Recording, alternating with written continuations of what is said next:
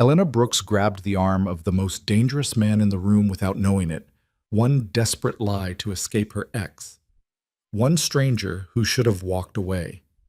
Roman D'Angelo, a name whispered in fear across Manhattan, turned toward her with eyes that could end lives. But instead of pushing her away, he smiled. What began as a panicked escape from humiliation became something neither of them expected, a collision between two worlds that should never have touched.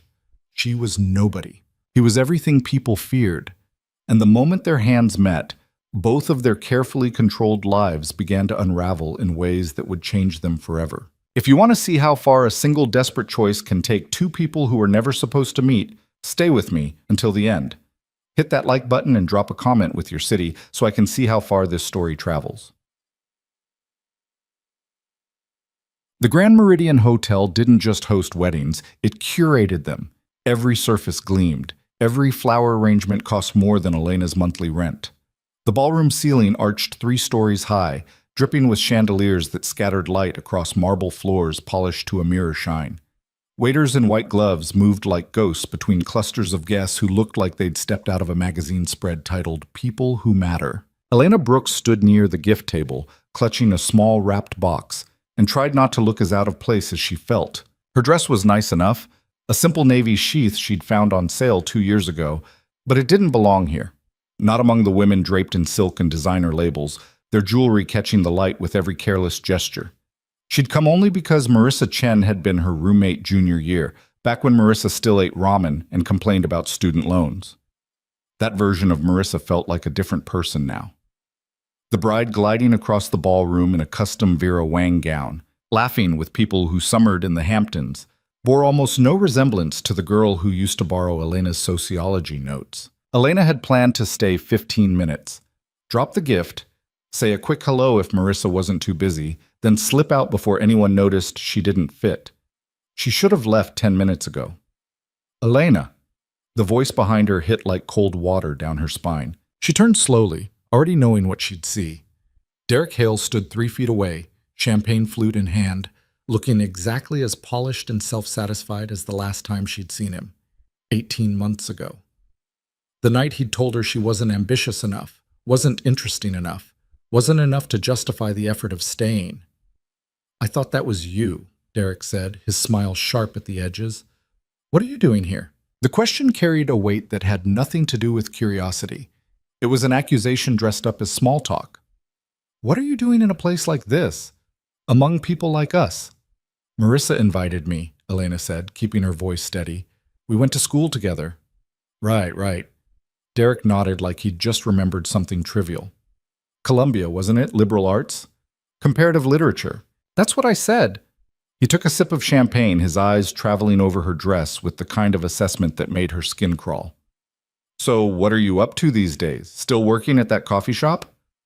That coffee shop, like it was a phase, a mistake, something she should have outgrown by now. "Yes," Elena said, "still there." "Huh." Derek's smile widened. "That's nice, honest work and all that." Behind him, a blonde woman in a silver gown appeared, sliding her hand onto his arm with the casual possessiveness of someone who'd done it 1,000 times. She was stunning in that effortless way that came from good genes and better skincare. Her smile was bright, curious, and just a little bit pitying. "Who's this?" the woman asked. "Nobody," Derek said smoothly. "Just an old friend." The word friend felt like a slap. Elena's hands curled into fists at her sides. She could feel the heat rising in her chest, that horrible mix of anger and humiliation that made her want to either scream or disappear, preferably both. "I should go," she said abruptly. "Already?" Derek's eyebrows lifted.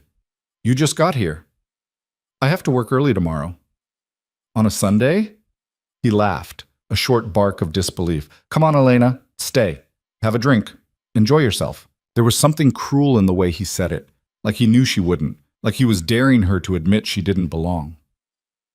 Elena turned away without answering, her throat tight, her vision blurring at the edges. She needed to get out, now, before Derek said something else that would crack her open in front of all these people who didn't know her and never would. She moved toward the ballroom exit, but Derek's voice followed her. "It was good seeing you, Elena. Really, you look Exactly the same. She stopped walking. Her pulse hammered in her ears. She could feel people starting to glance over, drawn by the tension in Derek's tone, the sharpness beneath his pleasant words. In another few seconds, this would become a scene, a story. Did you see that girl Derek used to date? She showed up looking like... Elena's eyes swept the room in blind panic, searching for an escape that didn't exist. And then she saw him. A man standing alone by the tall arched windows, half turned away from the crowd. He wasn't looking at the wedding.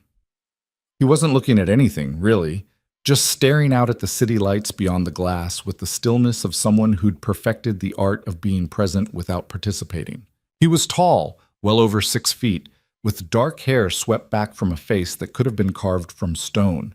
His suit was impeccable, charcoal gray and perfectly tailored, the kind of thing that costs more than most people's cars. But it wasn't the clothes that made him stand out. It was the way he held himself, the absolute certainty in his posture, the sense that he could walk into any room in the world and own it without saying a word. Elena didn't think. She just moved. She crossed the ballroom floor in 10 long strides, her heels clicking against the marble, her heart beating so hard she thought it might crack a rib. The man didn't notice her approach. He was still staring out the window, his profile sharp and unreadable in the golden light. Elena reached out and put her hand on his arm. He went very still. "Please," Elena said quietly, her voice shaking. "I'm so sorry. I just need you to pretend you know me for 2 minutes. That's all. Please." The man turned his head slowly, and Elena got her first real look at his face. He was younger than she'd expected, mid-30s maybe, but there was something ancient in his eyes, something that had seen too much and stopped being surprised by any of it. His features were striking in a way that didn't invite comfort. Sharp cheekbones, a jaw that could cut glass, eyes so dark they looked black in the low light. And he was looking at her like he was deciding whether she was worth the effort of a response. 2 minutes, Elena repeated, hating the desperation in her own voice. "That's all I'm asking." For a long moment he said nothing, just studied her with that unreadable expression, his gaze moving from her face to her hand still resting on his sleeve, then back again. Then, without a word, he shifted his weight and angled his body toward hers. Not a welcoming gesture exactly, but not a rejection either. "Who are we hiding from?" he asked. His voice was low, smooth, and completely devoid of emotion. "My ex," Elena said. "He's the one walking this way?" Elena's stomach dropped. She glanced over her shoulder and saw Derek cutting through the crowd, the blonde woman still attached to his arm, both of them heading straight toward her. "Yes," she said tightly. "That one." The stranger's expression didn't change. He looked at Derek the way someone might look at a stain on the floor, mildly annoying, easily dealt with. "How do you want to play this?" he asked. Elena blinked. "What? Old friend? Business associate? Date?" The man's tone was clinical, like he was listing menu options. "You're the one who grabbed me. I assume you have a story in mind." I didn't think..." "Then think fast. He's here." Derek stopped 2 feet away, his smile frozen in place. Up close, Elena could see the way his eyes had narrowed, the way his jaw had tightened just slightly. He looked confused, maybe even a little unsettled. "Elena," Derek said slowly, "I didn't realize you were here with someone." "I am," Elena said. Her voice came out steadier than she expected. "Really?" Derek's gaze shifted to the stranger and something changed in his expression. A flicker of recognition, maybe. Or fear. "I don't think we've met." The stranger didn't answer right away. He just looked at Derek with the kind of silence that made people nervous. Then he extended his hand. "Roman," he said simply. Derek hesitated for half a second before shaking it. "Derek Hale. I'm an old friend of Elena's." "Is that right?" Roman's tone suggested he didn't believe it and didn't care either way. The blonde woman cleared her throat. "I'm Vanessa." Roman ignored her completely. The silence stretched out, thin and uncomfortable. Derek shifted his weight, glancing between Elena and Roman like he was trying to solve a puzzle that didn't quite make sense. "So how do you two know each other?" Derek asked finally. Roman looked at Elena. For one terrible second, she thought he was going to call her out. Tell Derek the truth. Announce that she'd grabbed a complete stranger and begged him to play along with a lie. Instead, he smiled. It wasn't a warm smile. It didn't reach his eyes. But it was enough. "We met through mutual friends," Roman said smoothly, "a few months ago." Elena's heart was pounding so hard she could barely hear her own thoughts. She nodded, trying to look like that was true, like she hadn't just made the most impulsive decision of her life 30 seconds ago. "That's great," Derek said. He didn't sound like he thought it was great. He sounded like he'd just been handed information that didn't fit the narrative he'd constructed. "Really great." Roman's hand moved to the small of Elena's back, a gesture so natural and possessive that it sent a jolt of electricity up her spine. "We should get back to our table." "You're sitting?" Derek's eyebrows shot up. "I didn't see you at the ceremony." "We came late," Roman said. His tone made it clear the conversation was over. Derek opened his mouth like he wanted to say something else, but Vanessa tugged on his arm. "Come on, babe. Let's get another drink." He let himself be pulled away, but not before throwing one last look over his shoulder, half confusion, half something that might have been regret. The moment they were out of earshot, Elena exhaled a breath she didn't know she'd been holding. "Thank you," she said quietly. "I'm sorry. I shouldn't have—" "You're shaking," Roman said. Elena looked down at her hands. He was right. They were trembling. "I'm fine," she said quickly. Thank you, really. I'll leave you alone now." She started to pull away, but Roman's hand stayed where it was, warm and solid against her back. "Stay," he said. Elena froze. "What?"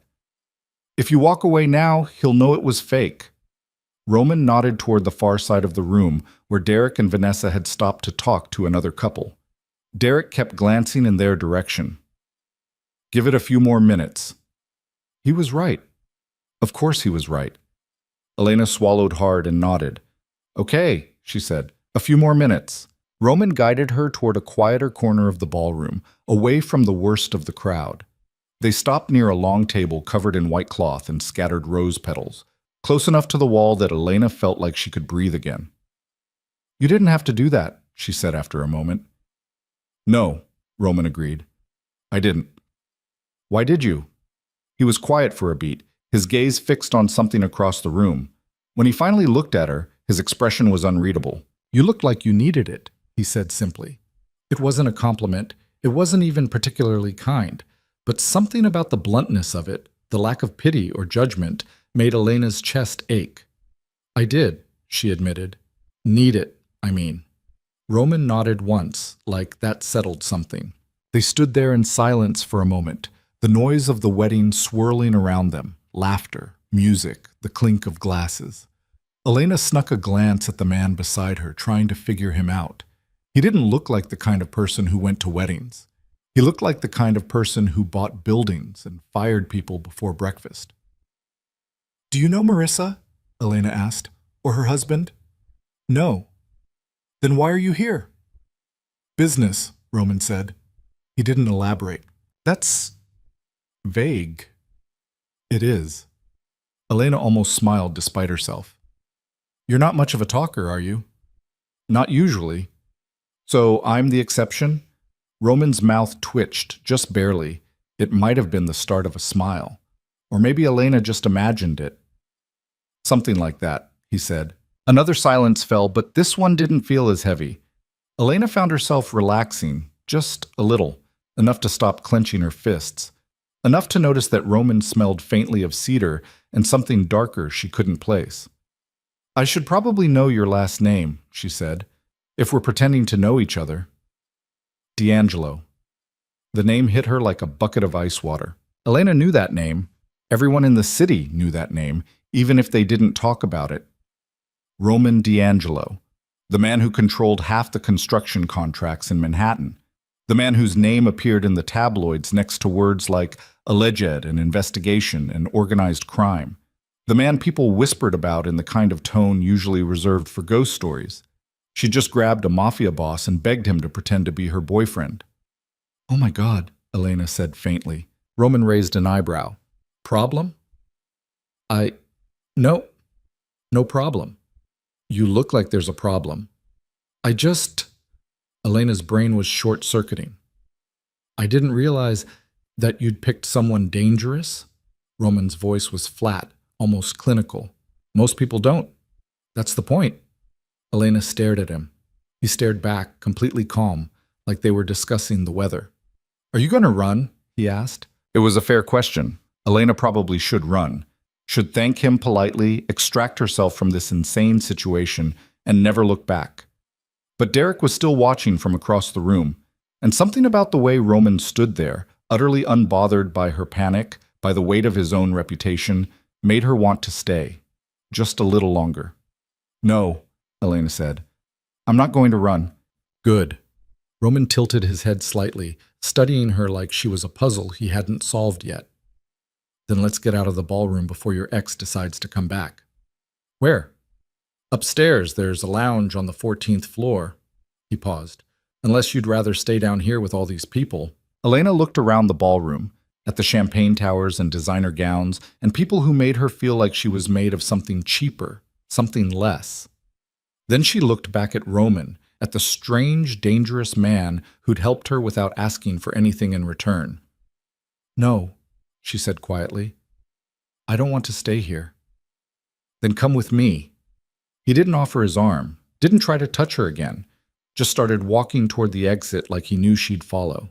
And after a heartbeat of hesitation, Elena did. The 14th floor lounge was nothing like the ballroom, where the wedding reception had been all glitter and noise. This space was dark, intimate, and almost aggressively sophisticated. Low leather couches, dim amber lighting, a long mahogany bar where a single bartender polished glasses with the kind of focus usually reserved for surgery. Roman walked straight to a corner booth, the kind tucked away from the rest of the room, and sat down. Elena slid in across from him, her pulse still racing, her thoughts still tangled. A waiter appeared almost instantly.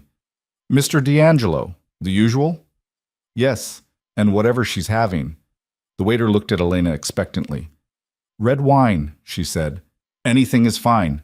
The waiter nodded and disappeared. Elena folded her hands on the table and tried to look like she hadn't just accidentally stumbled into the orbit of one of the most dangerous men in the city. You come here a lot, she said. It wasn't a question. Sometimes. For business. Yes. Elena waited for him to elaborate. He didn't. You really don't like talking, do you? She said. I talk when there's something worth saying. And right now? Roman leaned back against the leather seat, his eyes never leaving hers. Right now I'm trying to figure out what you're still doing here. What do you mean? You got what you needed. Your ex saw us together. He'll leave you alone now. Roman's voice was matter of fact. You could walk out that door and never see me again, so why haven't you?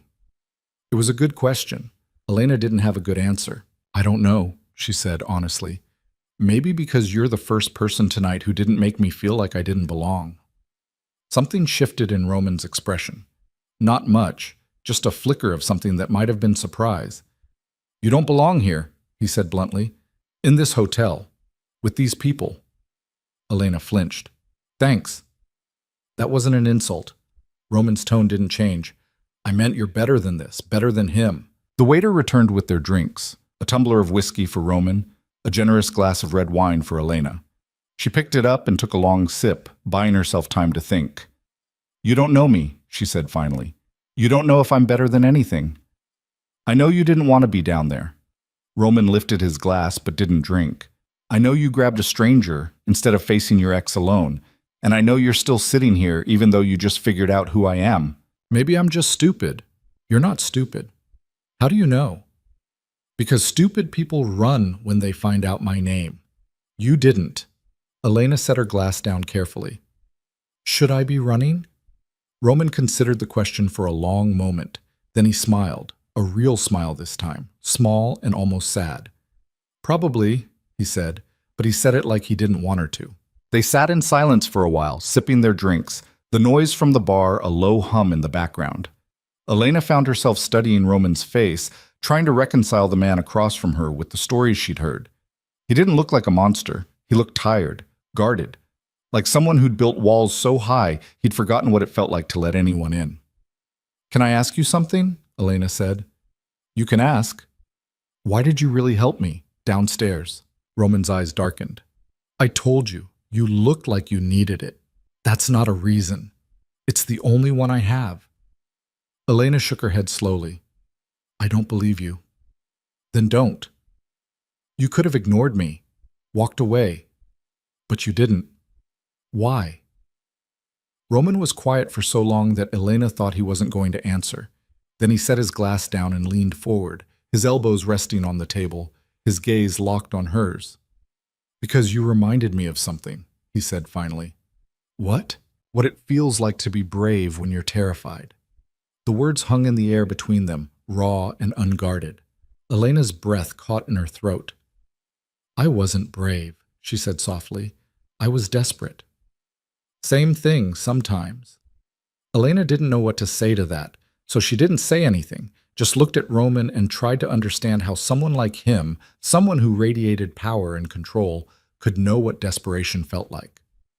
Tell me about your ex, Roman said abruptly. Elena blinked. What? Derek, the one who made you run. Why do you want to know? Because I'm trying to figure out if I need to make sure he never bothers you again. The words were casual, almost offhand, but there was something beneath them, something cold and final, that made Elena's pulse spike. No, she said quickly. You don't need to do that. Are you sure? Yes. Elena took another sip of wine, her hands trembling slightly. He's not worth it. He's just a mistake I made a long time ago. How long? We dated for 2 years, broke up 18 months ago. And he still gets to you. It wasn't a question. Elena looked down at her glass, at the dark red liquid swirling inside. Yeah, she admitted. He still gets to me. Why?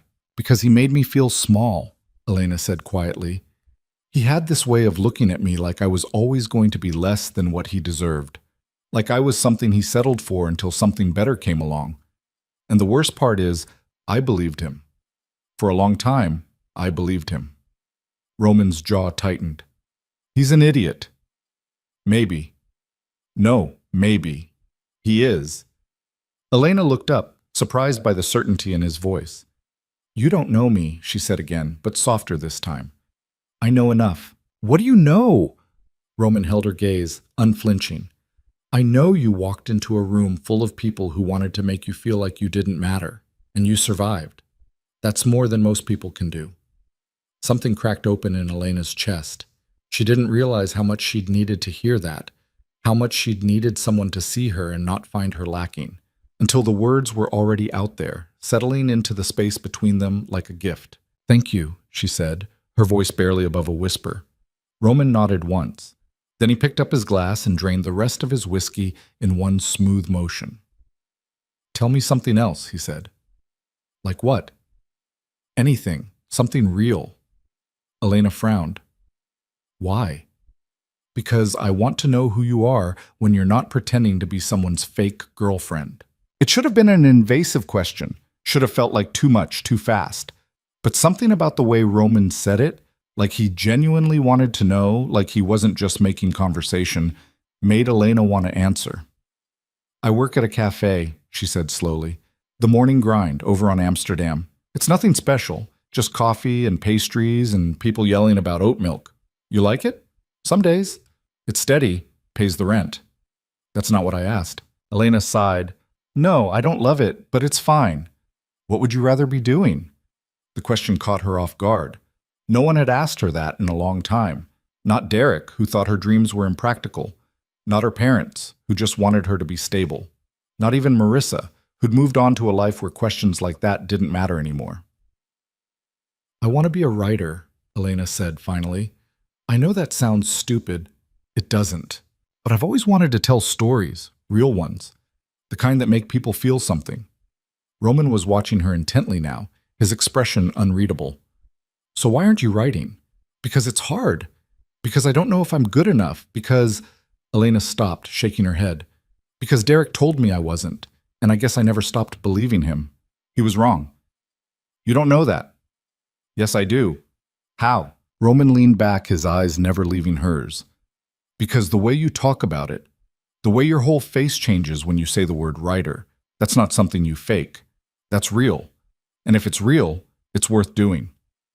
Elena felt tears prick at the corners of her eyes.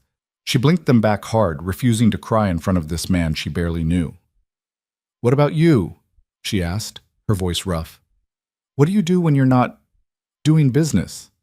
Roman's mouth twitched. "I don't." "You don't what?" "Do anything else. Business is what I do." "That's depressing. It's efficient. It's lonely." The word landed between them like a stone dropped into still water. Roman's expression hardened, but he didn't look away. "Maybe," he said quietly. "Don't you have people, friends, family?" "I have people who work for me." "That's not the same thing." "No," Elena said, "it's not." They sat in silence again, but this time it felt heavier. Sadder. Like they'd both said things they hadn't meant to say, revealed things they usually kept hidden. "I should go," Elena said finally. "It's late." "Where do you live?" "Upper West Side, near the park." Roman pulled out his phone. "I'll have a car take you." "I can get a cab." "Elena." He looked at her, and for the first time all night his voice softened.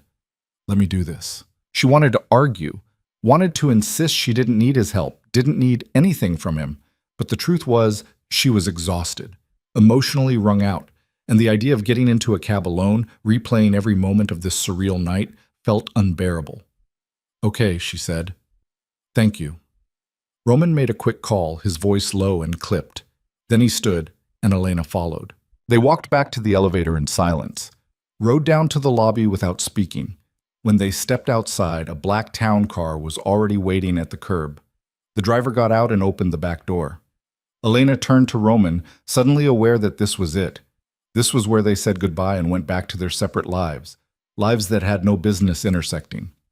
"Thank you," she said again. "For everything." Roman nodded. "Be careful going home." "I will." She started to get into the car, but Roman's voice stopped her. "Elena." She looked back. "If you ever need someone to pretend again," he said quietly, "you know where to find me." It was meant to be a joke, a light way to end a strange night, but something about the way he said it, like he actually meant it, made Elena's heart twist. "I'll keep that in mind," she said softly. Then she got into the car, and the door closed behind her. As the driver pulled away from the curb, Elena looked back through the rear window. Roman was still standing there, hands in his pockets, watching the car disappear into the Manhattan night. He looked impossibly alone, impossibly still. And Elena couldn't shake the feeling that she'd just walked away from something important, something she didn't fully understand yet, something that was going to change everything. Elena didn't hear from Roman for 3 days, and she told herself that was fine. Expected, even. Men like him didn't chase baristas who grabbed them at weddings. They moved on. They forgot. But on Thursday afternoon, while she was wiping down tables at the morning grind, her phone buzzed with a text from an unknown number. "Are you free Saturday?"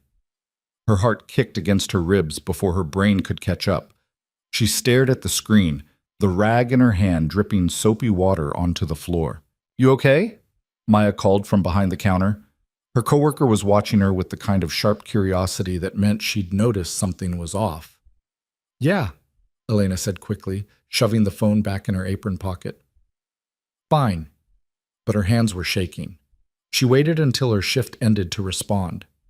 Sat on the subway heading home, the phone hot in her palm, trying to figure out what to say that wouldn't sound desperate or terrified or both. "Who is this?" The response came immediately. "Roman." Elena's stomach flipped. She typed and deleted 4 different responses before finally settling on something that felt honest.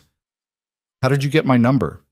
"You're not as hard to find as you think." That should have been creepy, should have set off every alarm bell she had. Instead, it made her smile. "That's not an answer." "No, it's not." Elena laughed out loud, earning a strange look from the woman sitting across from her. She turned toward the window, still grinning like an idiot. "What happens on Saturday?" "Dinner? If you want." "Where? Does it matter?" She thought about that.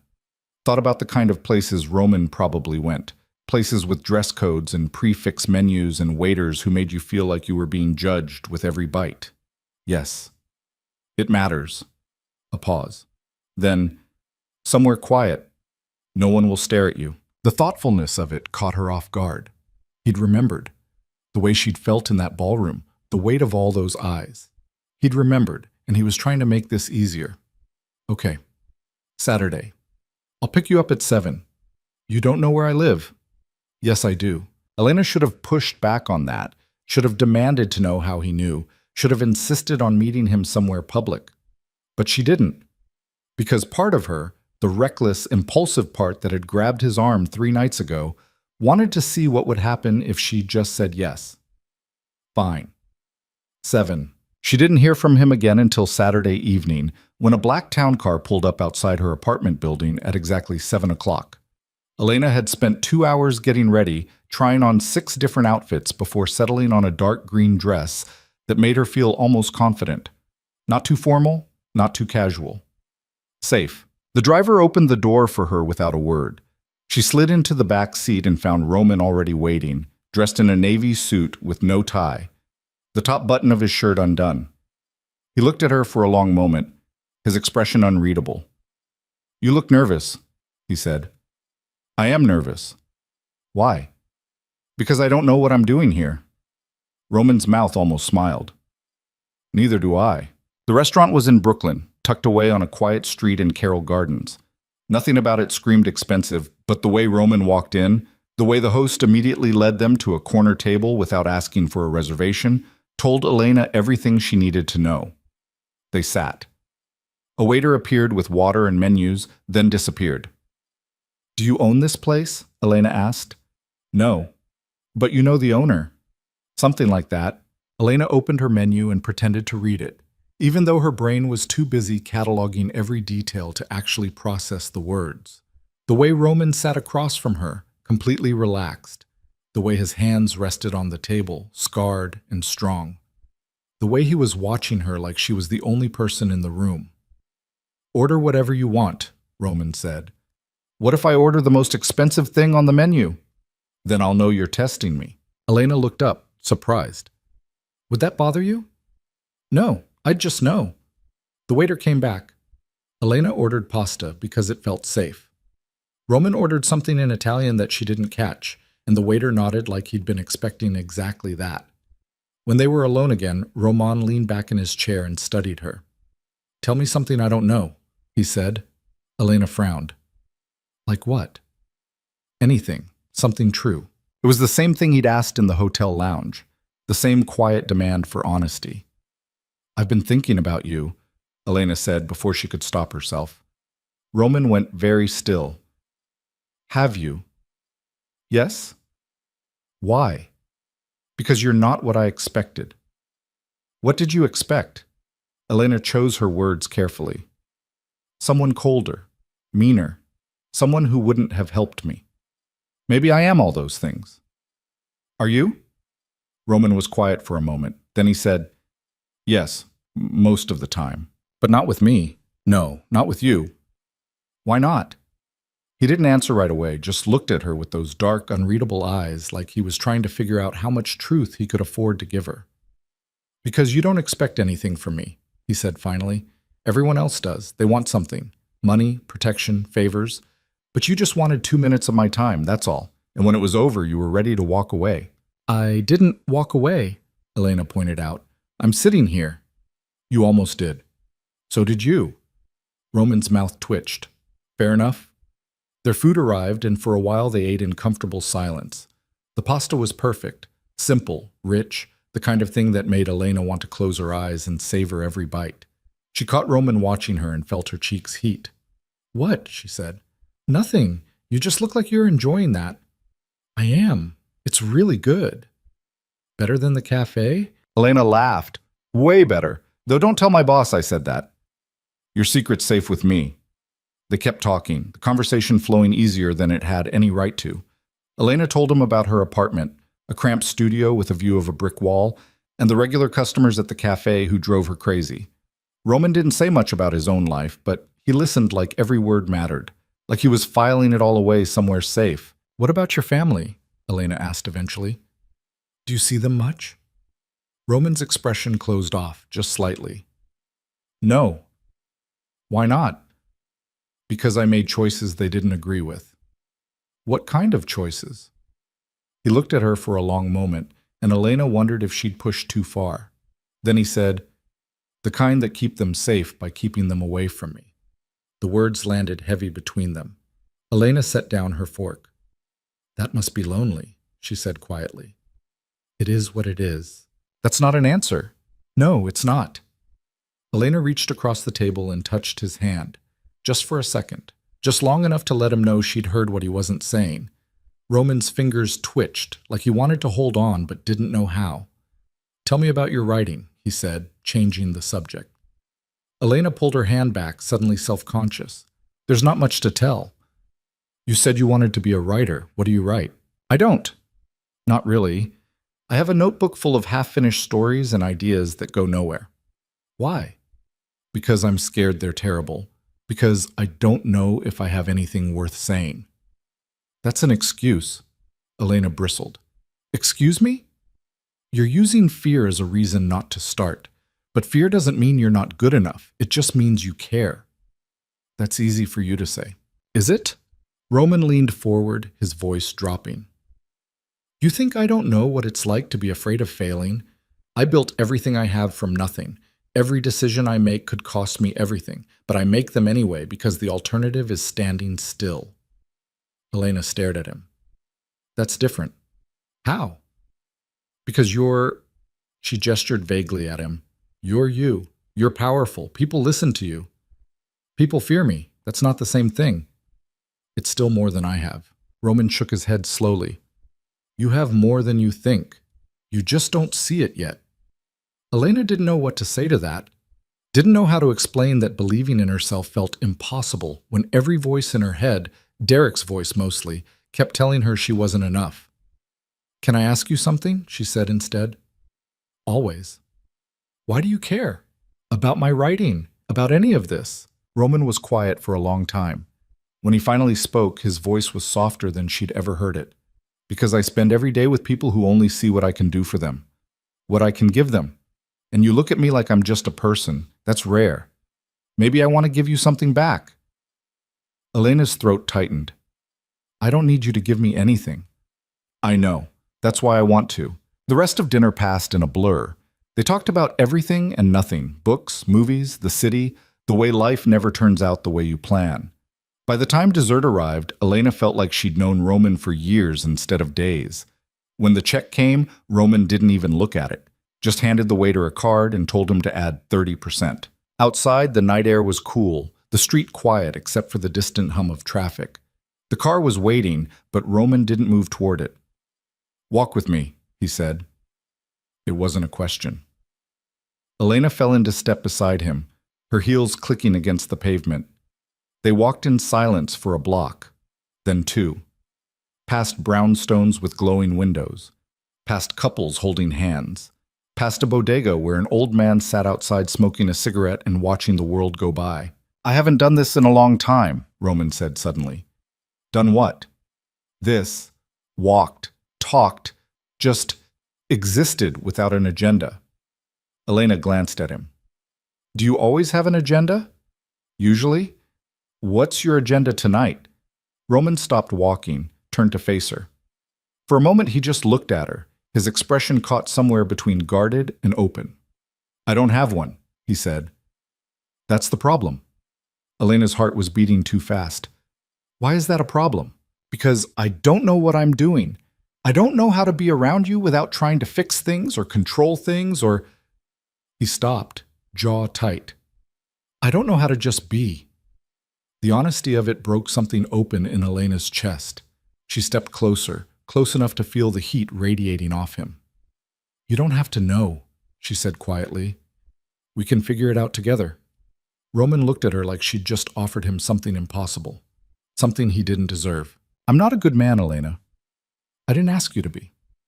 "You should. You should want someone better." "Maybe I don't want better. Maybe I just want you." The words hung in the air between them, raw and reckless. Roman's hand came up, fingers brushing her jaw so gently it made her ache. "You don't know what you're saying." "Yes, I do." "Elena?" She kissed him. It wasn't planned, wasn't smooth. She just rose up on her toes and pressed her mouth to his, and for a second Roman went completely still. Then his hand slid into her hair, and he kissed her back, slow and careful, like he was afraid she might break. When they finally pulled apart, Elena was breathless. Roman's forehead rested against hers, his breathing uneven. "We should stop," he said. "Why?" "Because I don't want to ruin this." "What if it's already ruined? Then I don't want to make it worse." But he didn't let go, didn't step back, just stood there holding her like she was the only solid thing in a world that wouldn't stop spinning.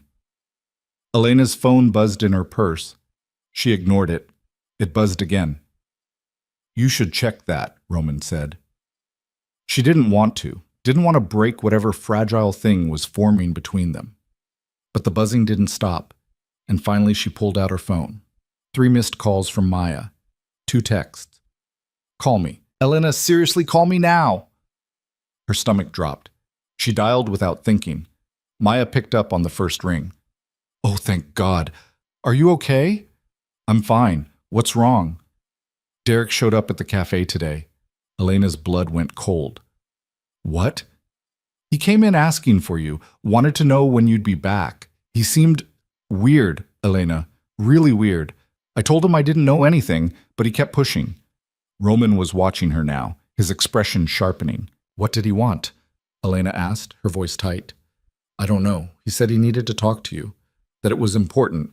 But the way he said it," Maya's voice dropped. "It didn't feel right. I'm worried." "Did he leave?" "Yeah, eventually. But Elena, I think you should be careful." "I will. Thank you for calling."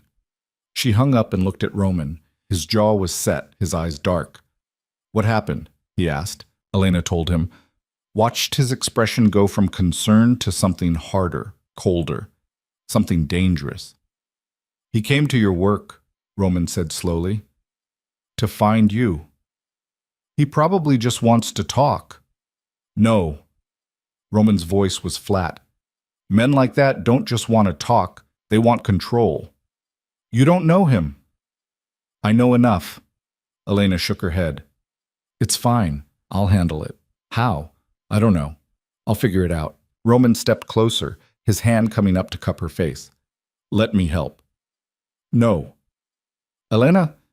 "No, Roman. I can't. I can't let you solve my problems for me. That's not what I want." "What do you want?" "I want you to trust me to handle this myself." Roman looked at her for a long moment. Then he nodded, even though everything in his posture screamed that he wanted to do the opposite. "Okay," he said. "But if he shows up again, I'll tell you. Promise me." Elena hesitated. Then she said, "I promise." They walked back to the car in silence. Roman opened the door for her, and she slid inside. He followed, sitting close enough that their legs almost touched. "Where do you want to go?" he asked. "Home." He gave the driver her address, and the car pulled away from the curb. They didn't talk during the ride, just sat there in the darkness, Elena's hand eventually finding Roman's and holding on tight.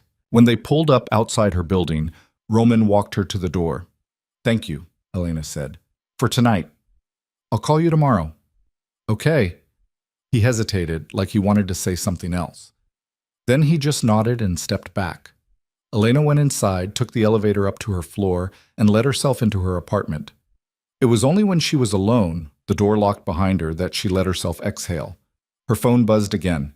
A text from Roman. "Lock your door. Don't open it for anyone." She smiled despite herself. Already done. "Good. Sleep well, Elena." She fell asleep that night thinking about his hands in her hair, the way he'd kissed her like she mattered. And for the first time in a long time, she let herself believe that maybe, just maybe, she did. The next 2 weeks passed in a haze of stolen moments. Roman would text her in the morning before she went to work, call her at night when her shift ended. They met for coffee, for walks, for long dinners where they talked until the restaurant closed, and the waiters started giving them pointed looks. Elena learned things about him in fragments. That he drank his coffee black, that he'd grown up in Queens, not Manhattan, that he hated summer but loved the rain, that he read more than she expected, mostly histories and biographies of men who'd built empires and lost them. "Why those books?" she asked one night. They were sitting in a bookstore in the East Village, tucked into a corner where no one could see them. Roman looked up from the book in his hands, something about Alexander the Great, because I want to know how they failed. Why? So I don't make the same mistakes. Elena pulled her knees up to her chest. Do you think you will? Fail, I mean. Everyone does eventually. That's depressing. It's realistic. Maybe you should read something happier. Roman set the book down and looked at her. Like what? Elena scanned the shelves around them, then grabbed a paperback at random. This! It's a romance! Roman took it, flipped through a few pages, and raised an eyebrow. People don't actually talk like this. It's fiction. They're not supposed to. Then what's the point? The point is it makes you feel something. That's what stories do. They let you feel things you're too scared to feel in real life. Roman was quiet for a moment, his thumb tracing the edge of the book's cover. What are you too scared to feel? He asked. Elena's breath caught. I don't know, everything, nothing. It depends on the day. What about today? She looked at him, at the way the bookstore's dim lighting caught the sharp lines of his face. Today, I'm scared I'm getting too attached to you. Roman set the book aside. And that's bad? I don't know yet. He reached out and tucked a strand of hair behind her ear, the gesture so gentle it made her chest ache. I'm scared too, he said quietly. Of what? That I'm going to ruin this, that I'm going to hurt you without meaning to. What if you don't? What if I do? Elena leaned into his touch. Then we'll deal with it. Together.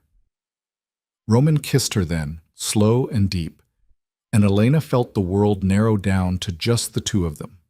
The bookstore, the rain starting to fall outside, the way his hand cradled the back of her neck like she was something precious. When they finally broke apart, Roman's phone was buzzing. He glanced at it, and his expression hardened. I have to go, he said. Now? Yes, I'm sorry. Elena tried not to let the disappointment show. It's okay. Work, right? Roman's jaw tightened. Something like that. He stood, and Elena followed. Outside, the rain was coming down harder now, turning the streets slick and dark. Roman's car was already waiting. I'll call you later, he said. Be safe. He looked at her like he wanted to say something else. Then he just nodded and got in the car. Elena watched it disappear into the rain, and for the first time since this started, she felt the weight of what she'd gotten herself into. Roman wasn't just a man with a demanding job. He was someone whose work came with consequences, with danger, with a world she couldn't see and didn't understand. She went home, made tea, and tried to write, but the words wouldn't come. All she could think about was Roman, wherever he was, doing whatever he did when he wasn't with her. Her phone rang at 2 a.m. She grabbed it, heart pounding. Roman? I'm okay. His voice was rough, tired. I just wanted you to know. Where are you? Somewhere I can't talk about. Elena's chest tightened. Are you hurt? No, just tired. Come over. There was a long pause. Elena, please, just come over. She heard him exhale. I'll be there in 20 minutes. He was there in 15. Elena opened the door and Roman walked in. His suit rumpled, a shadow of stubble on his jaw. He looked exhausted, worn down in a way she hadn't seen before. Sit, she said, guiding him to the couch. He did. She sat beside him, and without a word, Roman leaned into her, his head resting on her shoulder. They stayed like that for a long time. Elena running her fingers through his hair, Roman breathing slowly, letting the tension drain out of him. Thank you, he said finally. For what? For letting me be here. Elena kissed the top of his head. Where else would you be? Roman didn't answer, just closed his eyes and held on tight. And in the quiet darkness of her cramped studio apartment, Elena realized something that terrified and thrilled her in equal measure. She was falling in love with him. She didn't tell him right away. How could she? Love felt too big, too dangerous to say out loud to a man who lived in a world where vulnerability could get you killed. So Elena kept it locked inside and tried to pretend everything was fine. But Roman noticed. He always noticed. You're quiet tonight, he said. They were in his apartment, a penthouse in Tribeca with floor-to-ceiling windows that looked out over the Hudson. Elena had been there twice before, but it still felt surreal, like stepping into someone else's life. "Just tired," she said. Roman set down his glass and moved closer. "That's not it." "How do you know?" "Because when you're tired, you get chatty. When you're worried, you go quiet." Elena looked up at him. "I'm not worried." Liar. She tried to smile, but it didn't quite reach her eyes. Roman sat beside her on the couch, his hand finding hers. "Talk to me," he said. "About what?" "Whatever's in your head right now." Elena wanted to tell him that she was terrified of how much she needed him, how fast this was moving, how she didn't know how to protect herself if it all fell apart. But the words stuck in her throat. "It's nothing," she said finally. Roman was quiet for a long moment. Then he said, "I'm going out of town tomorrow." Elena's stomach dropped. "For how long? 3 days? Maybe 4. "Where?" "Chicago. Business I can't avoid." She nodded, trying to keep her expression neutral. "Okay." "Elena, it's fine. You don't have to explain." "Yes, I do." Roman turned to face her fully, his expression serious. "I need you to understand something. The work I do, it's not clean, it's not simple, and sometimes it takes me places I can't talk about, to do things I can't explain." "I know that." "Do you? Because you say you do, but I don't think you really get what that means." Elena pulled her hand away. "Then explain it to me." "I can't." "Why not?" "Because the less you know, the safer you are." "That's not fair." "No, it's not. But it's the truth." Elena stood up, pacing toward the windows. The city stretched out below them, a million lights in the darkness. She pressed her palm against the glass, feeling the cold seep through. "I can't do this if you're always going to shut me out," she said quietly. Roman came up behind her. She could feel the heat of him, the solid presence that made her feel both safe and trapped. "I'm not trying to shut you out," he said. "I'm trying to protect you." "From what?" "From me. From my life. From everything that comes with being close to someone like me." Elena turned to face him. "What if I don't want to be protected?" "Then you're not thinking clearly. Or maybe you're not giving me enough credit." Roman's jaw tightened. "Elena, I'm not fragile, Roman. I'm not going to break just because your life is complicated." "You don't understand." "Then help me understand." Her voice rose, frustration finally breaking through. "Stop treating me like I'm made of glass. Stop making decisions for me about what I can handle. If you want me in your life, then let me actually be in it. Not just the easy parts, all of it." Roman stared at her, something raw and conflicted in his eyes. "You don't know what you're asking." "Yes, I do." "No, you really don't. He turned away, running a hand through his hair. Elena watched the tension coil through his shoulders, the way his hands curled into fists at his sides. "I've hurt people," he said finally. His voice was low, almost hollow. "I've done things that would make you leave if you knew the details. I've built everything I have on choices that decent people don't make. And the worst part is, I'd do it all again. Because that's who I am. That's what I am." Elena's heart was pounding. "Are you trying to scare me away?" "I'm trying to be honest with you." "Then be honest. Tell me the truth. Do you want me here or not?" Roman turned back to her, and for the first time since she'd met him, he looked uncertain. Lost. "Yes," he said. "More than I've wanted anything in a long time." "Then stop pushing me away." "I'm not." "You are. Every time you shut down, every time you leave in the middle of the night and won't tell me where you're going, every time you look at me like I'm something you're going to break." Elena stepped closer, her voice softening. "I'm not asking you to be perfect. I'm just asking you to let me in." Roman closed his eyes. "I don't know if I know how." "Then we'll figure it out, together. Isn't that what you said?" He looked at her for a long moment. Then he pulled her close, his arms wrapping around her like he was afraid she might disappear. "I'm sorry," he said against her hair. "For what?" "For being terrible at this." Elena laughed despite herself. "You're not terrible. I'm not good either. Good enough." They stood there holding each other, the city lights flickering beyond the windows. Eventually, Roman pulled back just enough to look at her. Come with me, he said. Elena blinked. What? To Chicago. Come with me. Roman, I have work.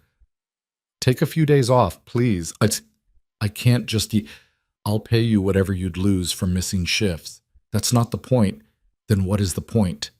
His hands came up to frame her face. I don't want to leave you here. I don't want to be away from you for 4 days wondering if you're okay, if Derek's bothering you again, if you're sitting in your apartment overthinking everything like you're doing right now. Elena's breath caught. You can't just solve everything with money. I'm not trying to solve anything. I'm asking you to come with me because I want you there. Not because I think you need me to take care of you, because I need you with me. The honesty in his voice cracked something open in her chest. She wanted to say yes, wanted it so badly it scared her, but something held her back. What would I even do there? She asked. Whatever you want. We'll be in meetings during the day, but the nights are ours. We can go to dinner, walk around the city. You can write if you want. He stopped, struggling with words that clearly didn't come easily. I just want to know you're close. Elena looked up at him, at the vulnerability he was trying so hard to hide, and felt her resistance crumble. Okay, she said softly. Roman's expression shifted, relief flooding through. Yeah, I'll come. He kissed her then, hard and grateful, and Elena felt the last of her doubts dissolve, at least for now. They left the next morning on a private plane that made Elena feel like she'd stumbled into someone else's life again. The seats were leather. The flight attendant brought them coffee in actual mugs, not paper cups.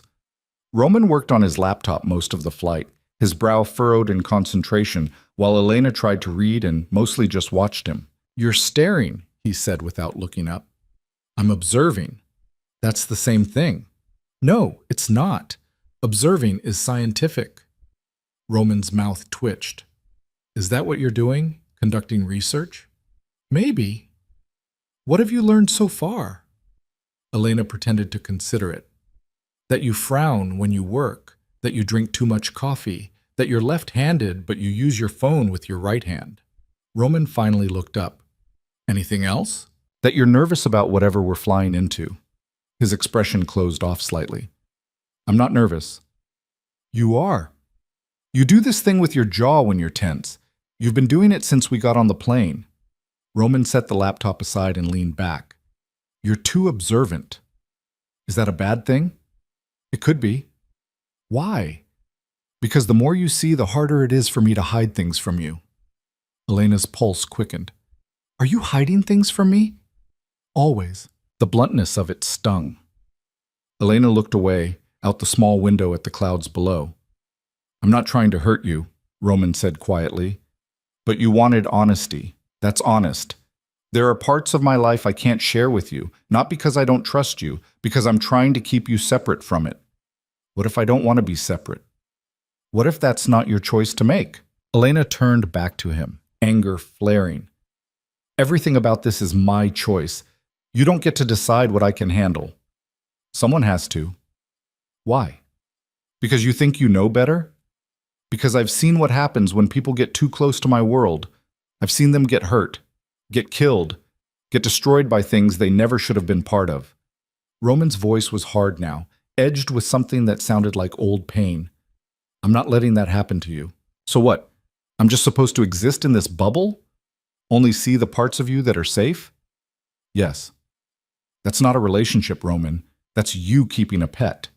His eyes flashed. Don't say that. It's true. No, it's not. I'm trying to protect you, Washi. I don't need your protection. I need you to trust me. I do trust you. Then prove it. Stop shutting me out. They stared at each other, the tension thick enough to choke on. Finally, Roman looked away, his jaw working.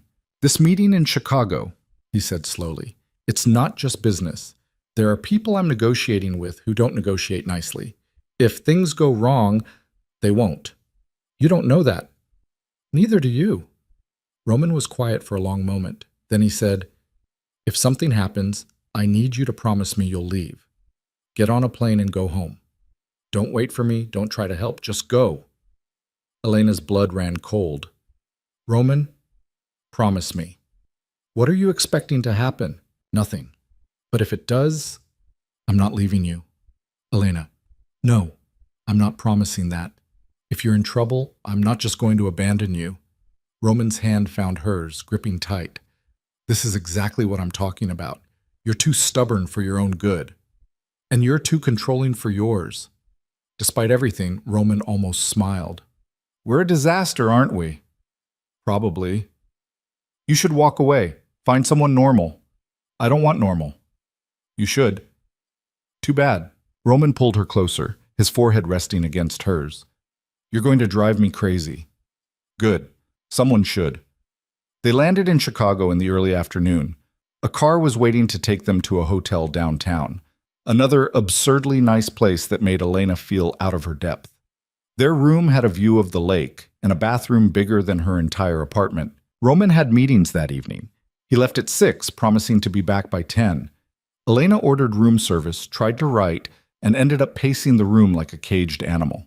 Every sound in the hallway made her jump. Every passing minute felt like an hour. At 11, she texted him. Are you okay? No response. At midnight, she called.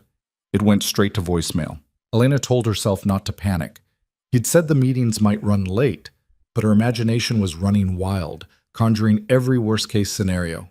Roman bleeding in an alley, Roman arrested, Roman hurt and unable to call for help. At 1 in the morning, the door finally opened. Roman walked in looking exhausted but whole. Elena launched off the couch and threw her arms around him. You scared me, she said against his chest.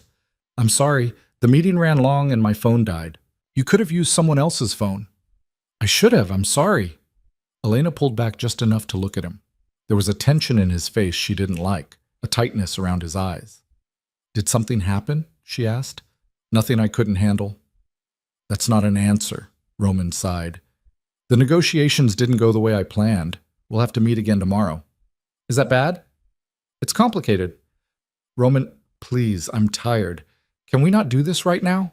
Elena bit back the questions clawing at her throat and nodded. Okay, but tomorrow, we talk. Tomorrow, Roman agreed. He disappeared into the bathroom. Elena heard the shower running for a long time. When he finally came out, his hair was wet, his expression slightly more relaxed. He climbed into bed beside her, and Elena curled into him without thinking. Thank you for coming with me, he said quietly. Where else would I be? Roman's arm tightened around her. I don't deserve you. Probably not. He laughed, a low rumble in his chest. Brutal. Honest. They fell asleep like that, tangled together, and for a few hours everything felt okay. Safe. Right. The next day, Roman left early. Elena woke to a note on the pillow beside her. Back by 3. Stay in the hotel, please. She wanted to be annoyed by the command, but the please softened it just enough. Elena spent the morning exploring the hotel, drinking overpriced coffee in the lobby, people watching. Around noon, her phone buzzed with a text from an unknown number. We need to talk. Her heart stopped. She knew that tone. That entitlement. Derek? Where are you? That's none of your business. I know you're in Chicago, with him. Elena's blood ran cold. How did he know that? Had he been following her, tracking her somehow? Leave me alone. I'm trying to help you, Elena. You don't know who you're involved with. I know exactly who I'm with. No, you don't. Roman D'Angelo is dangerous. He's going to hurt you. You don't know him. I know his reputation. Everyone does. He's a criminal. He ruins people. Elena's hands were shaking. She wanted to throw the phone across the room. You're one to talk about ruining people. I'm serious. You need to get away from him before it's too late. Stop texting me. Elena. She blocked the number and sat there staring at her phone, her heart racing. Derek was in her head now, his words poisoning everything. Roman is dangerous. He's going to hurt you. She knew that. She'd always known that. But hearing it from Derek made it feel different, made it feel real in a way she'd been avoiding.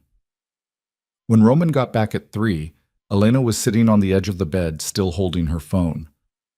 What's wrong? He asked immediately. Elena looked up. Derek knows I'm here. Roman went very still. How? I don't know. He texted me, said, I don't know who you are, that you're dangerous.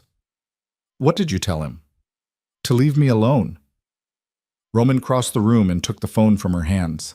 He scrolled through the messages, his expression darkening with every line. He's been tracking you, Roman said flatly. How? I don't know, but I'm going to find out. He made a call, speaking in rapid Italian to someone on the other end. Elena caught words like surveillance and location but couldn't follow the rest. When he hung up, his jaw was tight. I'm having someone look into it. In the meantime, you're not going anywhere alone. Roman, I mean it, Elena. If he's tracking you, if he knows where you are, then he's more than just a jealous ex. He's a threat. You're overreacting. Am I? Because from where I'm standing, a man you rejected is stalking you across state lines. That's not normal behavior. Elena wanted to argue, but she couldn't. Because Roman was right. This wasn't normal. This was obsessive, dangerous. What do I do? She asked quietly. Roman pulled her close. You let me handle it. I thought you didn't want to solve my problems for me. This isn't your problem anymore. He made it mine when he started coming after you. That's not how this works. Yes, it is. Roman's voice was hard, final. I don't care if you think I'm overstepping. I don't care if you want to handle it yourself. Someone is threatening you, and I'm not going to stand by and let it happen. Elena pulled back to look at him. What are you going to do? Whatever it takes. Roman, don't ask me questions you don't want the answers to. The words hung between them, heavy and ominous. Elena's stomach twisted. She thought about Derek, about what Roman was capable of, about how far he might go to protect her. Promise me you won't hurt him, she said. Roman's expression didn't change. I can't promise that. Roman, I can promise I won't kill him, but I can't promise I won't make him regret every choice that led him to this moment. Elena's mouth went dry. That's not okay. Neither is him stalking you. Two wrongs don't lecture me about morality, Elena. Not about this.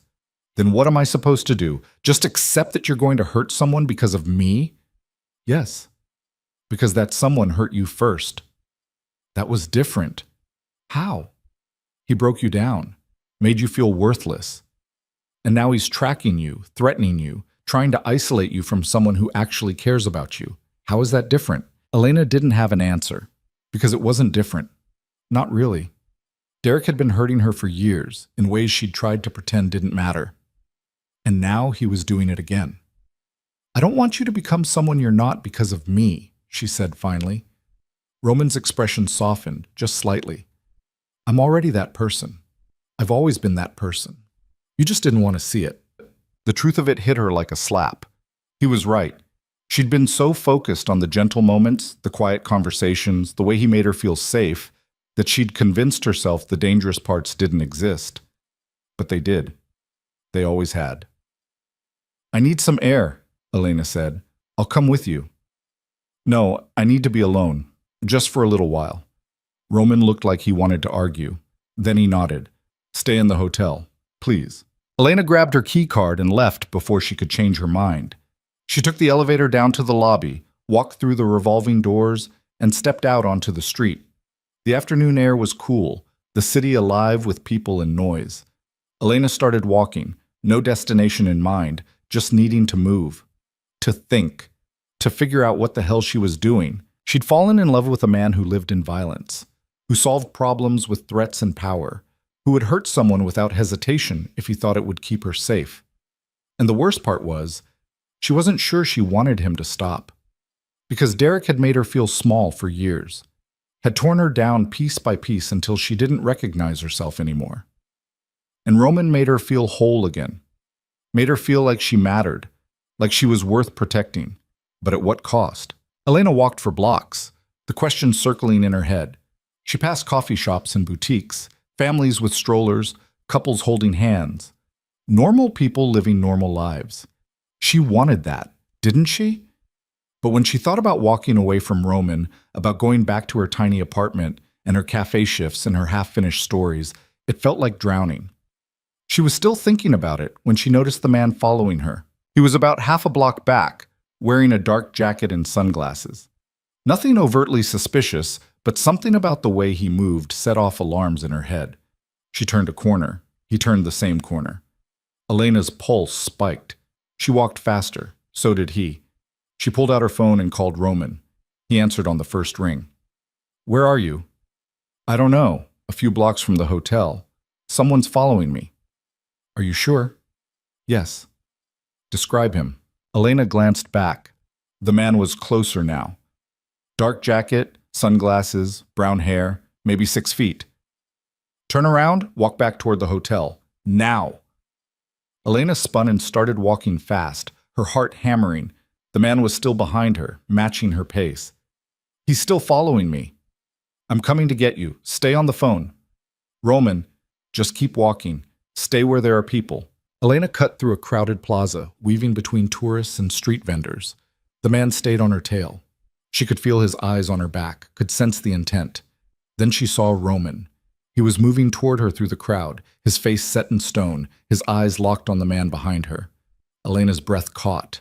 Roman didn't slow down, didn't stop, just walked straight past Elena and grabbed the man by the arm, yanking him into a narrow alley between two buildings. Elena froze. She heard raised voices, a shout, then silence. Roman emerged a minute later, his expression dark. He took Elena's hand and pulled her away from the alley, away from the crowd, back toward the hotel. "What did you do?" Elena asked. "What I needed to. Roman, he was one of Derek's people, hired to follow you." "How do you know?" "Because I asked him, and he told me." Elena's stomach turned. "Did you hurt him?" Roman didn't answer. They made it back to the hotel. Roman didn't let go of her hand until they were in the elevator, alone. "I'm handling this," he said. His voice was calm, but there was something underneath it, something cold. "What does that mean?" "It means Derek's about to learn what happens when you come after someone I care about." Elena looked at him, at the hard lines of his face, the ruthlessness in his eyes. This was the man everyone feared, the one the stories were about, and she was terrified to realize she didn't want to stop him. They didn't speak on the elevator ride up. Elena's mind was spinning too fast, trying to process what had just happened. Roman's hand was still wrapped around hers, warm and solid, but she couldn't stop seeing the look on his face when he dragged that man into the alley, the coldness in it, the certainty. When they got back to the room, Roman locked the door behind them and immediately made another call. He spoke in low, clipped tones, pacing by the windows while Elena sat on the edge of the bed and tried to steady her breathing. "I want every detail," Roman was saying. "Who hired him, how long he's been following her, what he reported back, and I want Derek's current location. Now." He hung up and turned to Elena. The hardness in his expression softened slightly when he saw her face. "I'm sorry," he said. "For what?" "For scaring you." Elena shook her head. "You didn't scare me." "Yes, I did. I saw it in your eyes," and she looked down at her hands. "Maybe a little, but not because I thought you'd hurt me, because I saw what you're capable of doing to someone else." Roman crossed the room and knelt in front of her, his hands covering hers. "I would never—" "I know, that's not what I meant." Elena met his gaze. "I saw who you really are, not the version you show me. The other one. And you hate it." "No, that's the problem. I don't." Roman went very still. "What?" "I should be horrified. I should want to leave. But all I can think is that Derek has been making my life hell for months, and you stopped it in 5 minutes." She laughed, a bitter sound. "What does that say about me?" "It says you're human, that you're tired of being afraid. It says I'm okay with violence if it benefits me. That's not who I want to be." "Then who do you want to be?"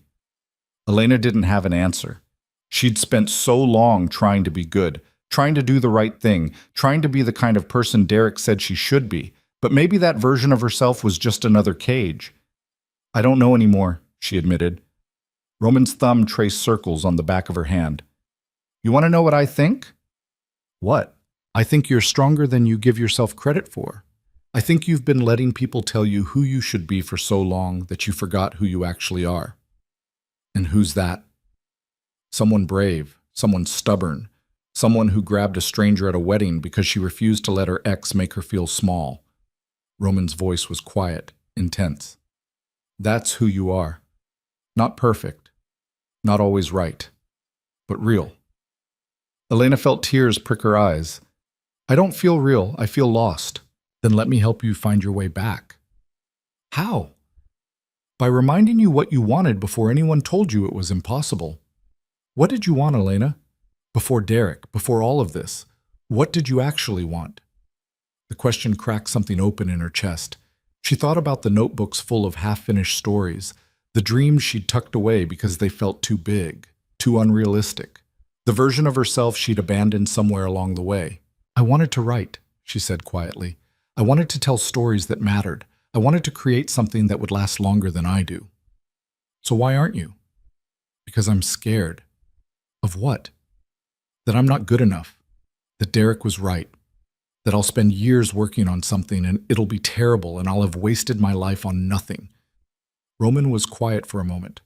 Then he said, You know what the difference is between people who succeed and people who don't? Talent? No. It's that successful people are willing to be terrible first. They're willing to write bad drafts and make mistakes and keep going anyway. You want to know why Derek never made anything of himself? Because he was too afraid of failing. He'd rather tear other people down than risk being wrong about anything.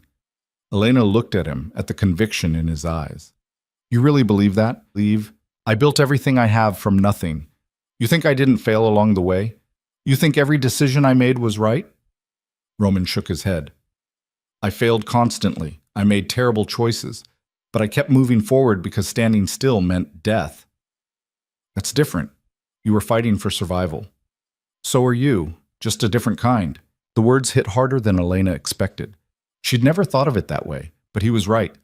She'd been surviving for so long, surviving Derek's criticism, surviving her own fear, surviving the slow death of giving up on herself, that she'd forgotten what it meant to actually live.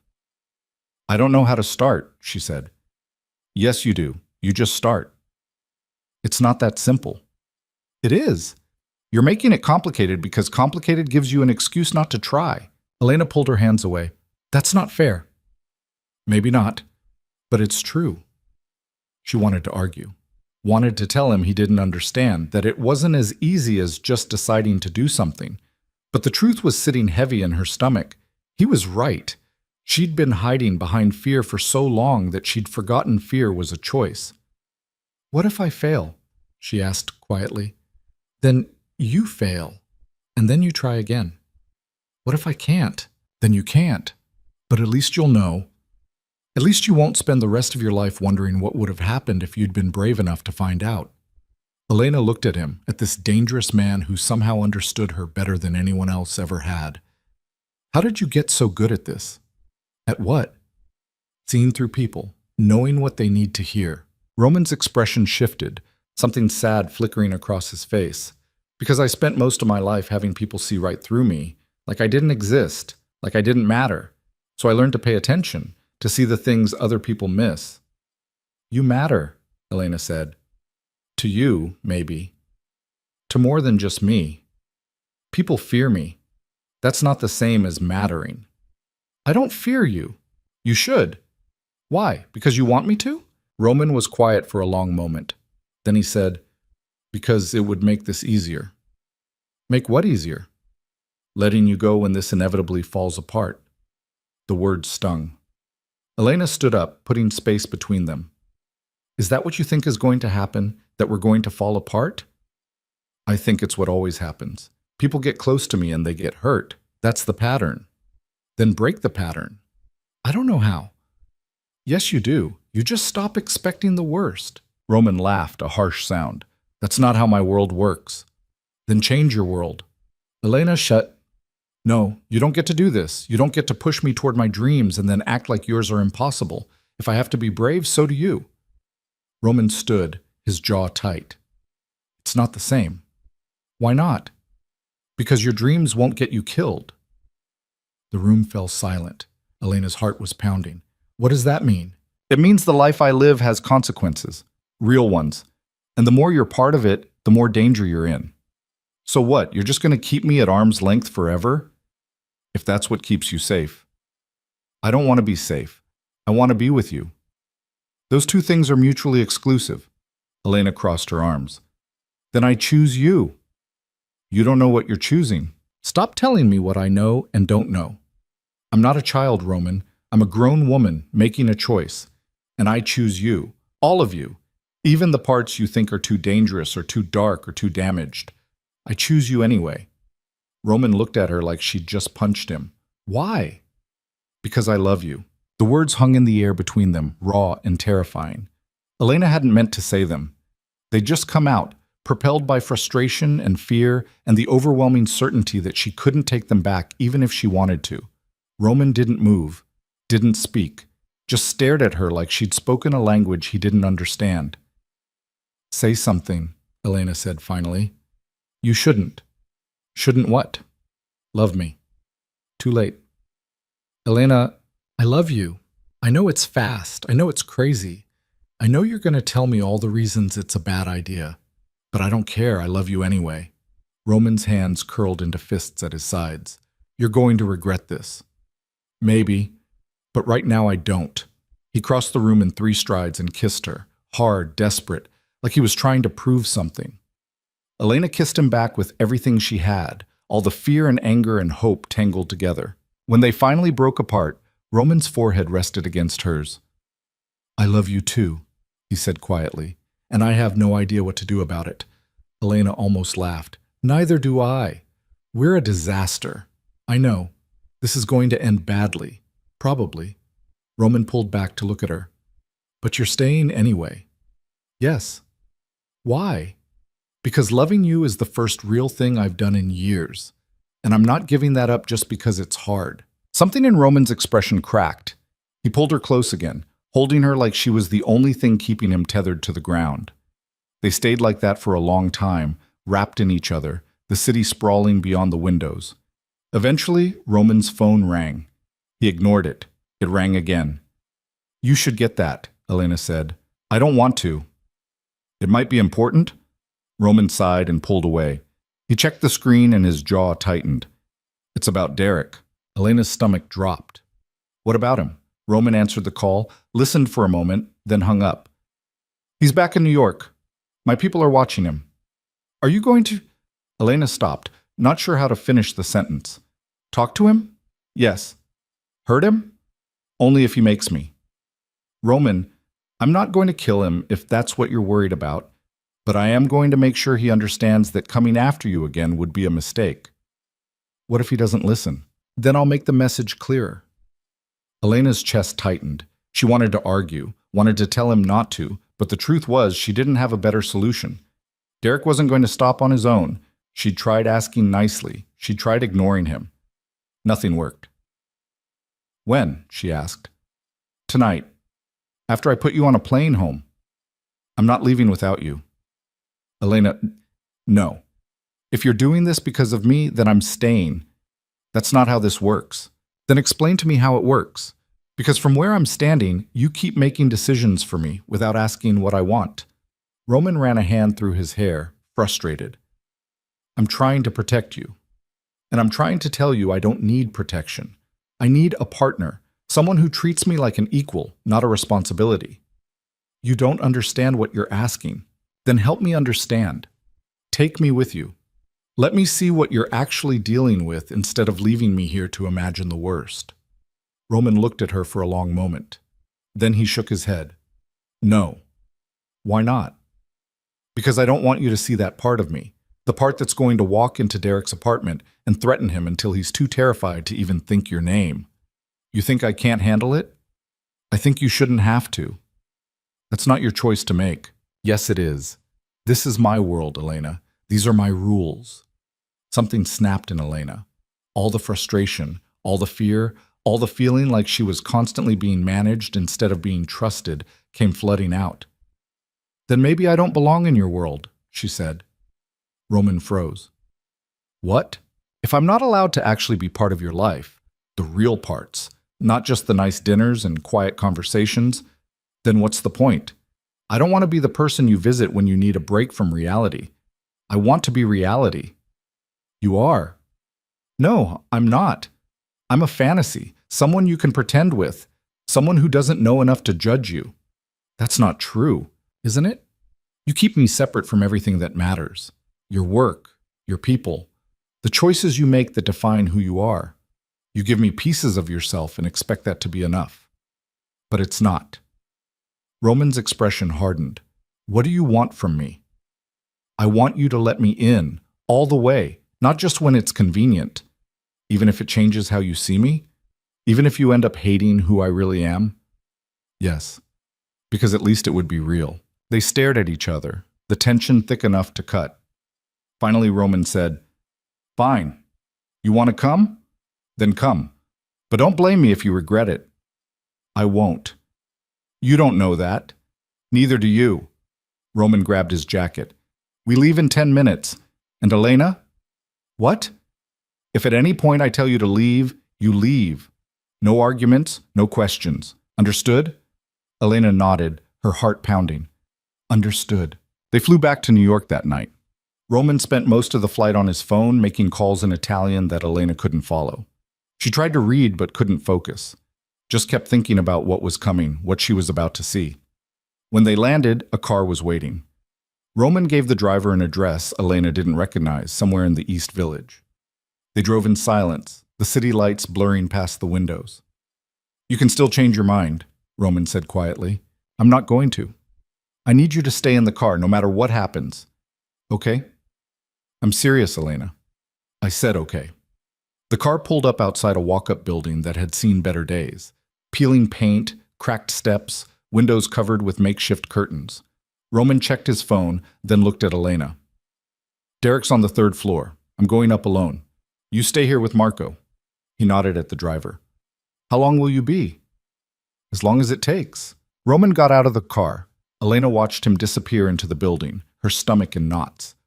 Marco didn't say anything, just sat there watching the street like this was the most normal thing in the world.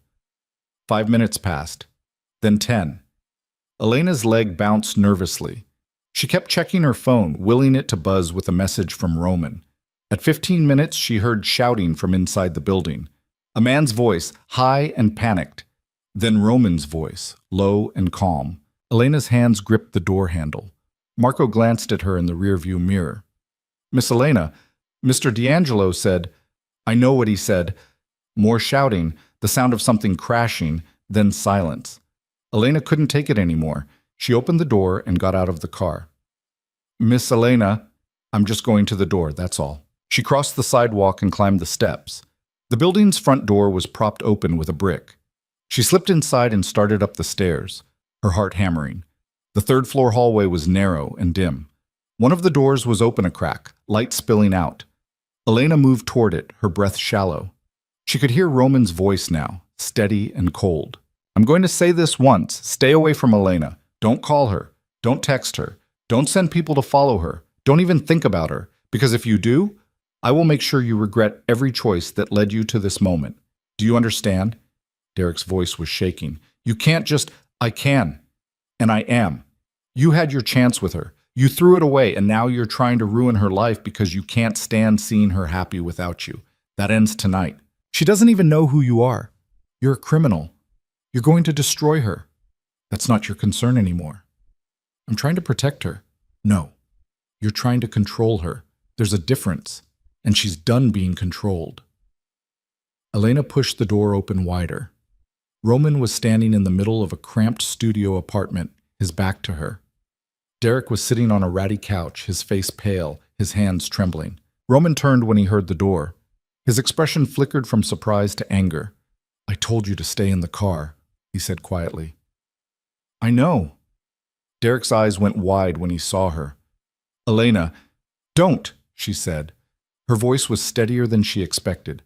"Don't say my name. Don't look at me. We're done. We've been done for a long time. You just refuse to accept it." "He's manipulating you," Derek said desperately. "Can't you see that? The only person who ever manipulated me was you. You made me feel worthless. You made me doubt everything about myself.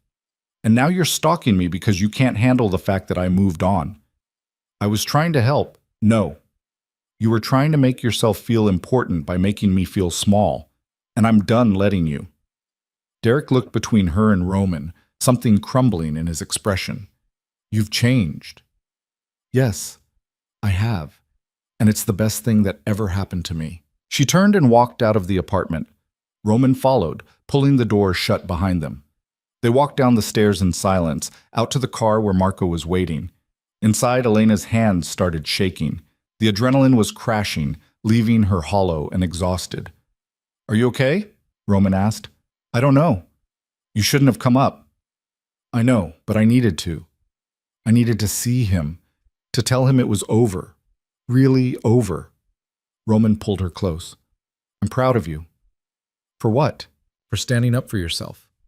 For not needing me to fix it for you." Elena laughed shakily. "You're the one who threatened him." "But you're the one who ended it. That was all you." They rode back to Roman's apartment in silence. When they got there, Elena collapsed on the couch, suddenly exhausted down to her bones. "I need to tell you something," Roman said. Elena looked up. "What?" "I found a space. For your cafe. For your bookstore. Whatever you want it to be." Her heart stopped. "What?" "There's a corner storefront in the West Village. It's been empty for 2 years. The owner's willing to sell. I already made an offer." Elena sat up slowly. "You did what?" "I bought you the space. For your dream." The words should have been romantic, should have felt like a gift. Instead, they felt like a trap closing around her. "You didn't ask me," Elena said quietly. Roman frowned. "I was trying to help." "By making a huge decision about my life without talking to me first? I thought you'd be happy." "Happy? Roman, you just bought me a building. That's not help. That's control." "I don't understand. Oh, no, you don't. And that's the problem." Elena stood, anger rising. "You think because you love me, you get to make my choices for me. You get to decide what I need, what's good for me, how my life should go. But that's not love. That's ownership." Roman's expression darkened. "That's not what this is." "Then what is it?" "I wanted to give you something, to show you I believe in you." "I don't need you to show me. I need you to trust me to build it myself." "I'm not stopping you from building it." "Yes, you are. By doing it for me. Don't you see?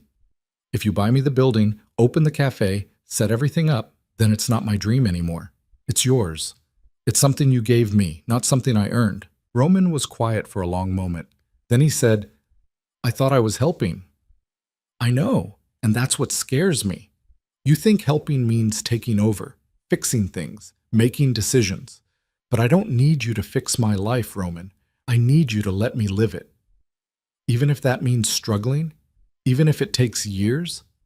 Yes, because it's mine. The struggle, the failure, the success, all of it. It has to be mine." Roman looked at her like she'd just spoken a truth he'd never wanted to hear. "I don't know how to do that. To care about someone and not try to protect them from everything." "Then you need to learn, because I can't be with someone who treats me like a problem to solve instead of a person to stand beside." The words hung between them, final and devastating. Roman's jaw worked, his hands curling into fists at his sides. "What are you saying?" he asked quietly. Elena's throat tightened. "I'm saying I love you, but I can't do this if you won't let me be an equal partner, if you can't trust me to make my own choices and my own mistakes." "So what, you're leaving?" "I don't want to, but I will if I have to." Roman stared at her, and for the first time since she'd met him, he looked lost. Completely, utterly lost. "I don't know how to be what you need," he said. "Yes, you do. You just have to stop being so afraid." "Afraid of what?" "Of losing control. Of not being the one with all the answers. Of letting someone else be strong while you're still figuring things out." Roman was quiet for a long time. Then he said, "I'll cancel the offer." "What?" "On the building. I'll cancel it. You're right. It wasn't my decision to make." Elena felt something loosen in her chest. "Thank you. But I don't know if I can change the rest of it. The part that wants to fix everything. That's who I've always been." "I'm not asking you to change overnight. I'm just asking you to try." Roman nodded slowly. "I can try. That's all I need." He pulled her close and Elena let herself be held, feeling the weight of everything they'd just said settle between them. This wasn't fixed. Nothing was fixed. But at least they were being honest. At least they had a chance. The weeks that followed were harder than either of them expected. Roman canceled the building offer like he'd promised, but the silence afterward felt heavier than words. He didn't know how to be present without taking over, and Elena didn't know how to build something from nothing when every instinct told her to accept help. They saw each other less. Not because they wanted to, but because they both needed space to figure out who they were when they weren't tangled up in each other. Elena threw herself into work. She picked up extra shifts at the cafe, saved every penny, started looking at commercial real estate listings she couldn't afford yet.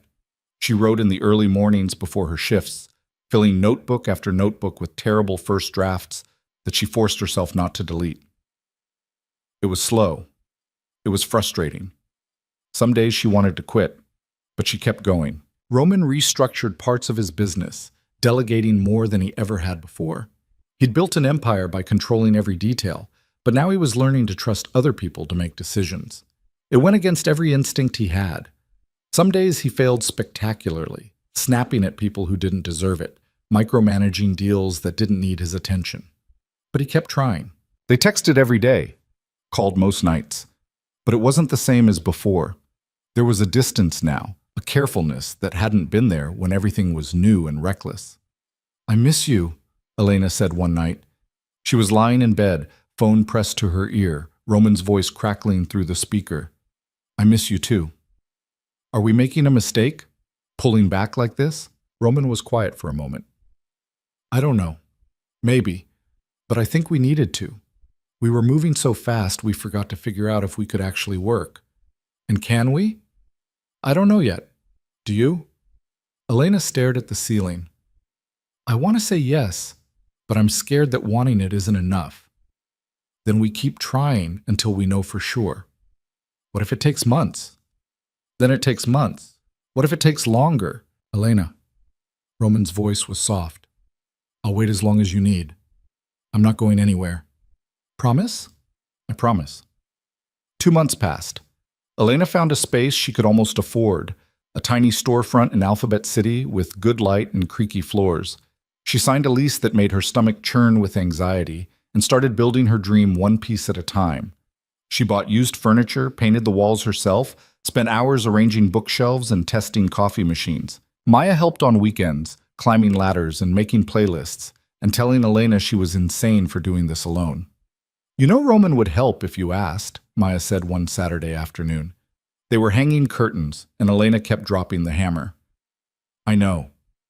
So why don't you?" "Because I need to do this myself. I need to know I can." Maya gave her a long look. "You know it's okay to accept help, right? That doesn't make you weak. It's not about being weak. It's about knowing the difference between help and someone taking over. And you don't trust Roman to know that difference." Elena stopped what she was doing. "I'm trying to, but it's hard. He's used to fixing everything, and I'm used to people fixing things in ways that make me smaller. He's not Derek.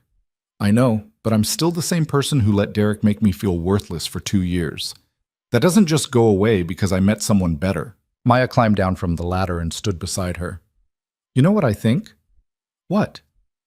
"I think you're punishing yourself. You think you have to do everything the hard way to prove you deserve good things. But Elena, you already deserve them. You always did." The words hit harder than Elena expected.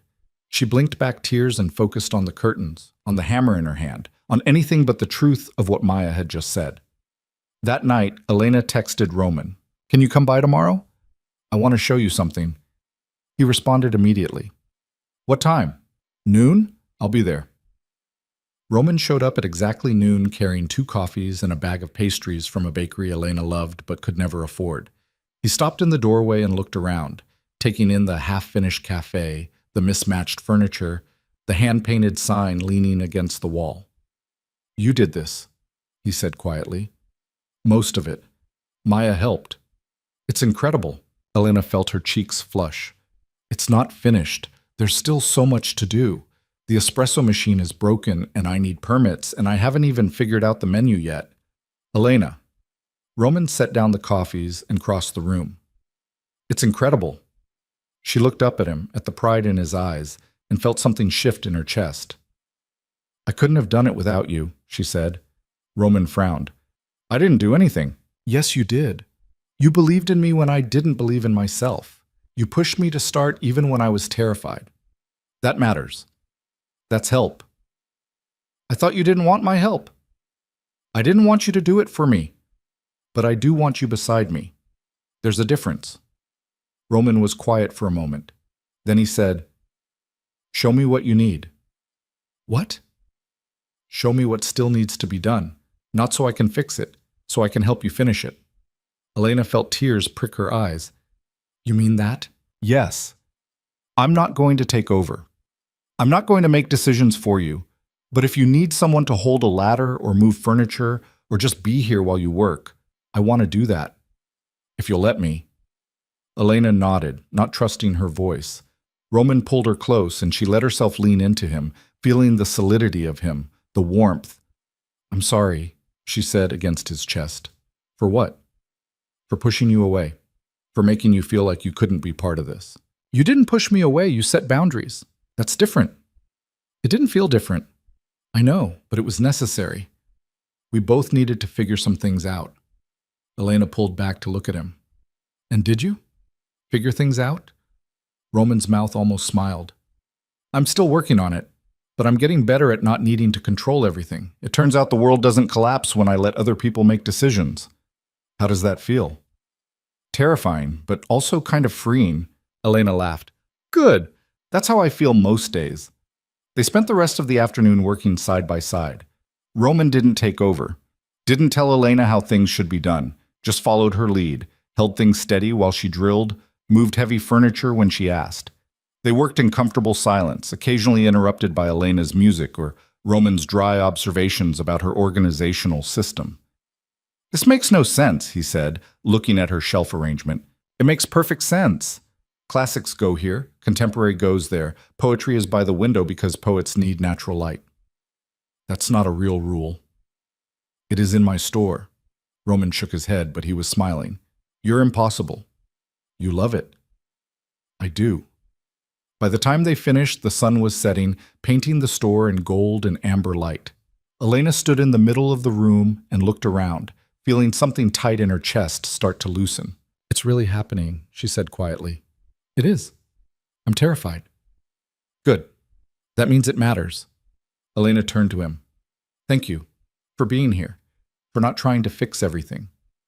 Thank you for letting me be part of it.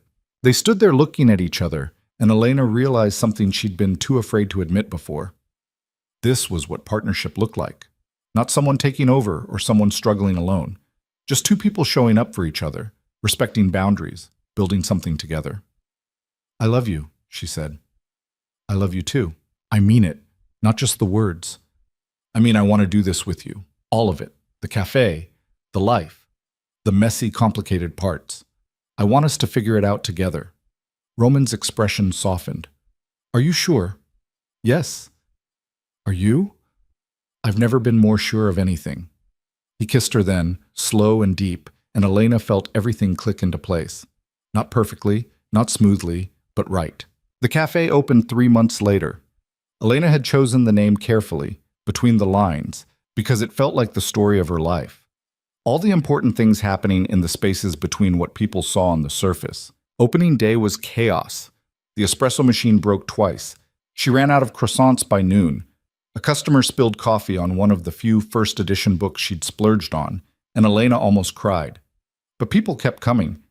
They sat in the mismatched chairs, browsed the shelves, asked about her recommendations. By closing time, Elena was exhausted and exhilarated and more proud of herself than she'd ever been. Roman had stayed away during business hours, respecting her need to do this part alone. But when she locked the door at 8 and turned around, he was standing there with flowers and that almost smile she loved. You did it, he said. I did. How does it feel? Elena thought about it. Terrifying, overwhelming, perfect. That sounds about right. They walked through the cafe together, Roman listening while Elena pointed out every detail, every choice, every small victory. He didn't interrupt, didn't offer suggestions, just listened like her words were the most important thing he'd ever heard. I want to show you something, Elena said when they reached the back corner. She led him to a small reading nook she'd set up. A comfortable chair, a good lamp, a side table. On the wall above it hung a simple wooden sign with a quote burned into the wood. The most dangerous thing is to think you can control everything. The bravest thing is to let someone help you anyway. Roman stared at it for a long moment. Did you write that? I did. It's from something I've been working on. A story about two people who have to learn that love isn't about control or protection. It's about trust. Is it about us? Elena smiled. Parts of it. The important parts. Roman reached out and traced the words with his finger. It's good. You think so? I know so.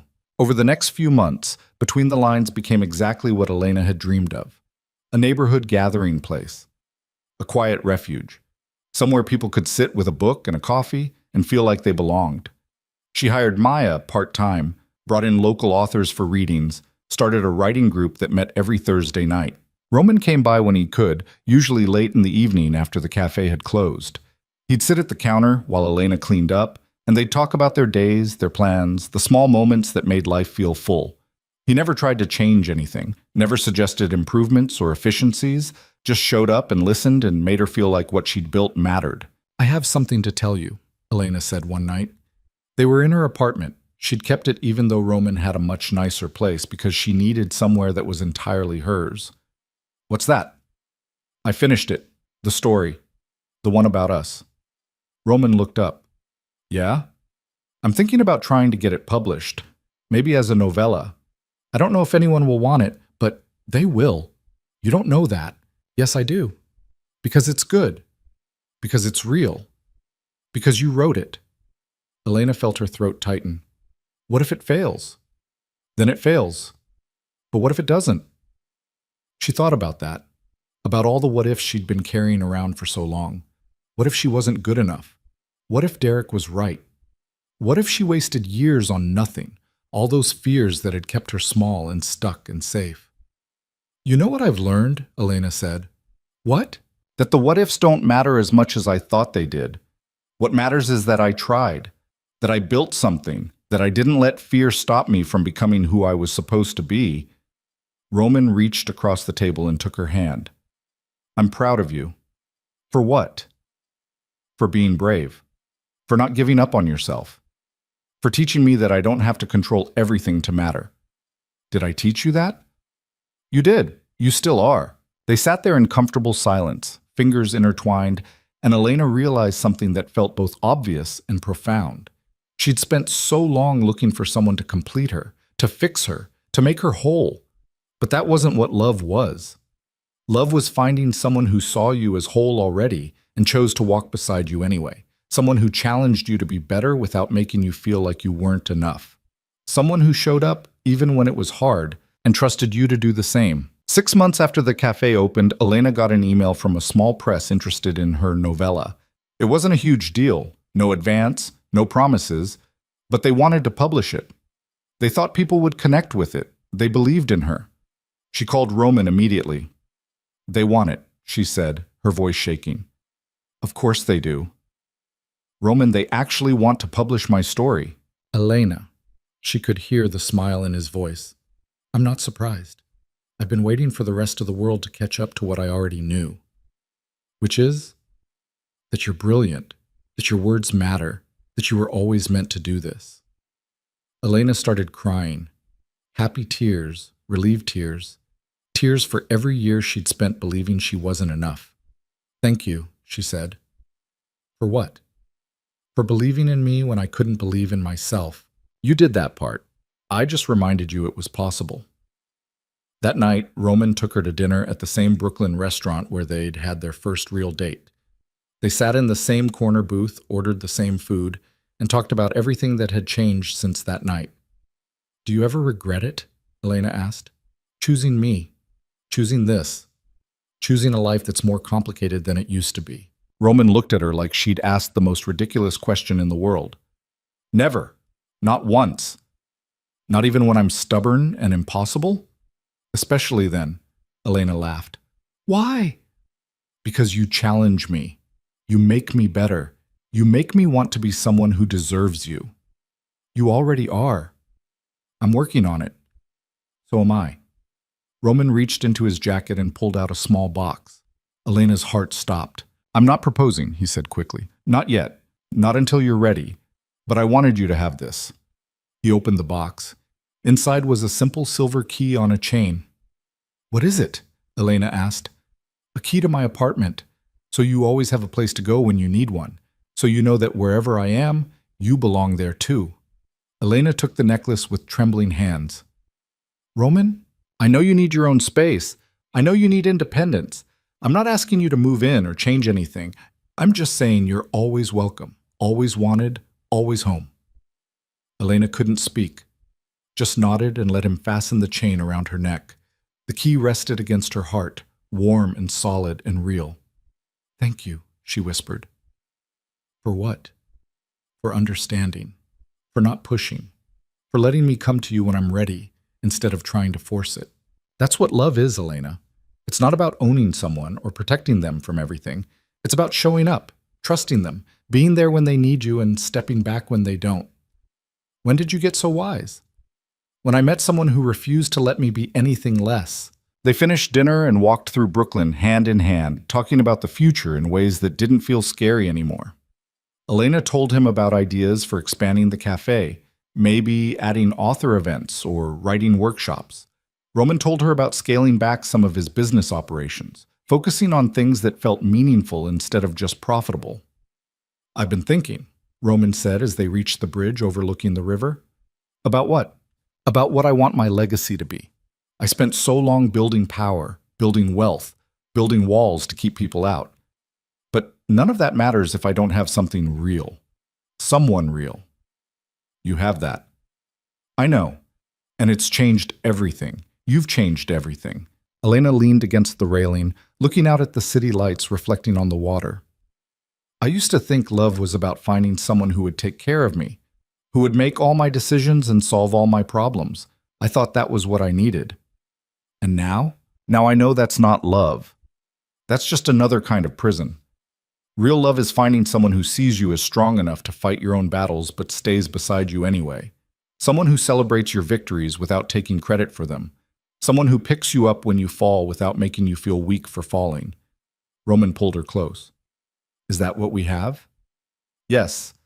It took us a while to figure it out, but yes. I'm glad we didn't give up. Me too. They stood there for a long time, wrapped in each other, the city sprawling around them. And Elena realized something that felt like the end of one story and the beginning of another. She'd spent so long believing she needed to be saved, but the truth was she'd saved herself. Roman hadn't rescued her from her life. He'd just shown up and reminded her she was strong enough to rescue herself. And in return, she'd shown him that strength didn't mean controlling everything. It meant having the courage to let go. A year after the cafe opened, Elena published her novella. It sold modestly, got decent reviews, and more importantly, it was hers. Proof that she'd done it, that she'd taken the dream everyone told her was impossible and made it real. The book launch was at Between the Lines, of course. The store was packed with friends, regulars, people who'd watched Elena build this place from nothing. Maya made a speech about how proud she was. A few customers shared what the cafe meant to them. And then Elena stood up to read. She'd chosen the final chapter, the part where her characters, a woman running from her past and a man learning to trust someone with his present, finally figured out that love wasn't about perfection. It was about showing up messy and imperfect and choosing each other anyway. When she finished, the room erupted in applause. Elena looked out at all the faces, at Maya wiping her eyes, at her parents who'd driven in from Connecticut, at the life she'd built from scratch. And there, in the back corner, was Roman, clapping quietly, his eyes bright with something that looked like pride. After everyone left, after the store was cleaned and the chairs put back and the books restocked, Roman walked Elena home. You did good tonight, he said. Thanks. I was terrified. It didn't show.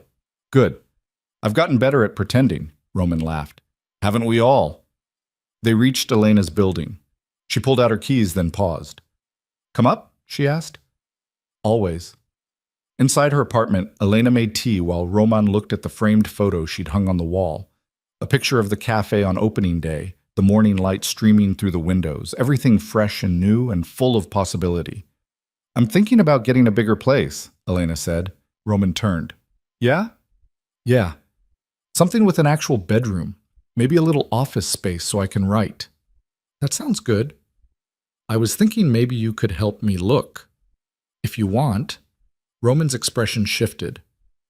Are you asking me to move in with you? Not yet, but maybe someday, if we keep doing this right. And what does doing it right look like? Elena thought about it. It looks like both of us showing up. Both of us trying. Both of us being brave enough to be vulnerable and strong enough to stand on our own and smart enough to know when we need each other. That's a lot of things to balance. It is, but I think we're getting better at it. Roman crossed the room and pulled her close. I love you, Elena Brooks. I love you too, Roman D'Angelo. Even the parts that are still figuring things out. Especially those parts. They stood there in her tiny kitchen, holding each other, and Elena felt something settle deep in her bones. This was it. This was the life she'd been terrified to reach for. Not perfect. Not easy. But real and messy, and hers. She'd started this journey grabbing a stranger at a wedding, desperate and afraid and convinced she wasn't enough. And somehow, impossibly, she'd ended up here, standing in her own apartment, in her own life, beside a man who'd seen every broken piece of her and stayed anyway, not because he wanted to fix her, but because he loved her exactly as she was. And maybe that was the lesson buried in all of this, that love wasn't about finding someone to complete you. It was about finding someone who reminded you that you were already complete, that you were already enough, that you'd always been enough, even when you couldn't see it yourself. Roman had taught her that, and in return, she taught him that control wasn't the same as strength, that letting go was its own kind of power, that being vulnerable didn't make you weak, it made you human. They were still figuring things out, still learning how to be together without losing themselves, still making mistakes, and apologizing, and trying again. But that was okay, because the point wasn't to be perfect. The point was to keep showing up, to keep choosing each other, to keep building something real in a world that kept trying to tell them it was impossible. 2 years later, Elena stood in a bigger apartment with an actual bedroom and a small office where she wrote every morning before opening the cafe. Roman's things had gradually migrated there over months of careful integration. His coffee maker on the counter, his books on the shelf, his jacket hanging by the door.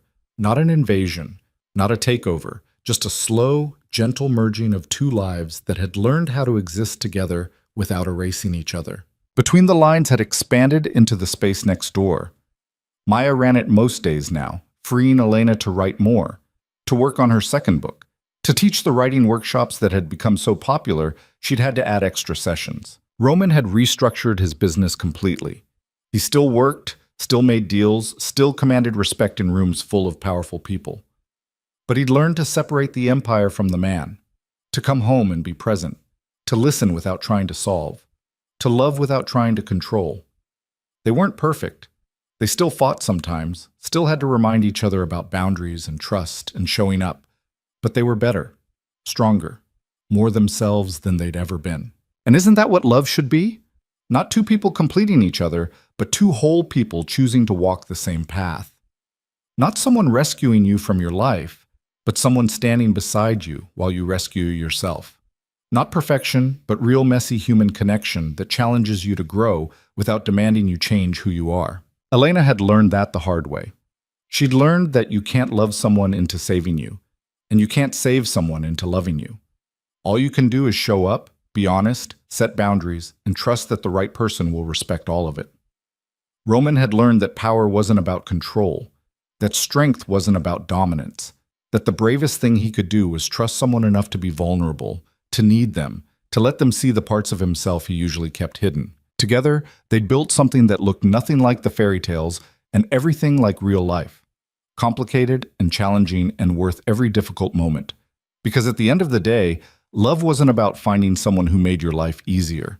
It was about finding someone who made your life bigger. Someone who pushed you to be braver, kinder, more yourself than you ever thought possible. Someone who showed up when things got hard and stayed when things got harder. Elena had found that in Roman. And Roman had found it in Elena. Not because they were perfect for each other, but because they were willing to do the work, to make the choice, to keep showing up even when it would have been easier to walk away. That was the real story. Not the wedding where they met, Not the dramatic confrontation with Derek, not even the cafe or the book. The real story was two broken people learning how to be whole together, learning that love was a verb, not a feeling, an action, not a guarantee, a choice you made every day, even on the days when it was hard, especially on those days. And if there was a lesson in all of this, a message worth carrying forward, it was this: you don't need someone to save you. You need someone who believes you're strong enough to save yourself. You don't need someone to complete you. You need someone who reminds you that you're already complete. You don't need perfect love. You need honest love. The kind that sees your flaws and loves you anyway. The kind that challenges you to grow without demanding you change. The kind that shows up day after day, choosing you not because they have to, but because they want to. That was what Elena and Roman had built.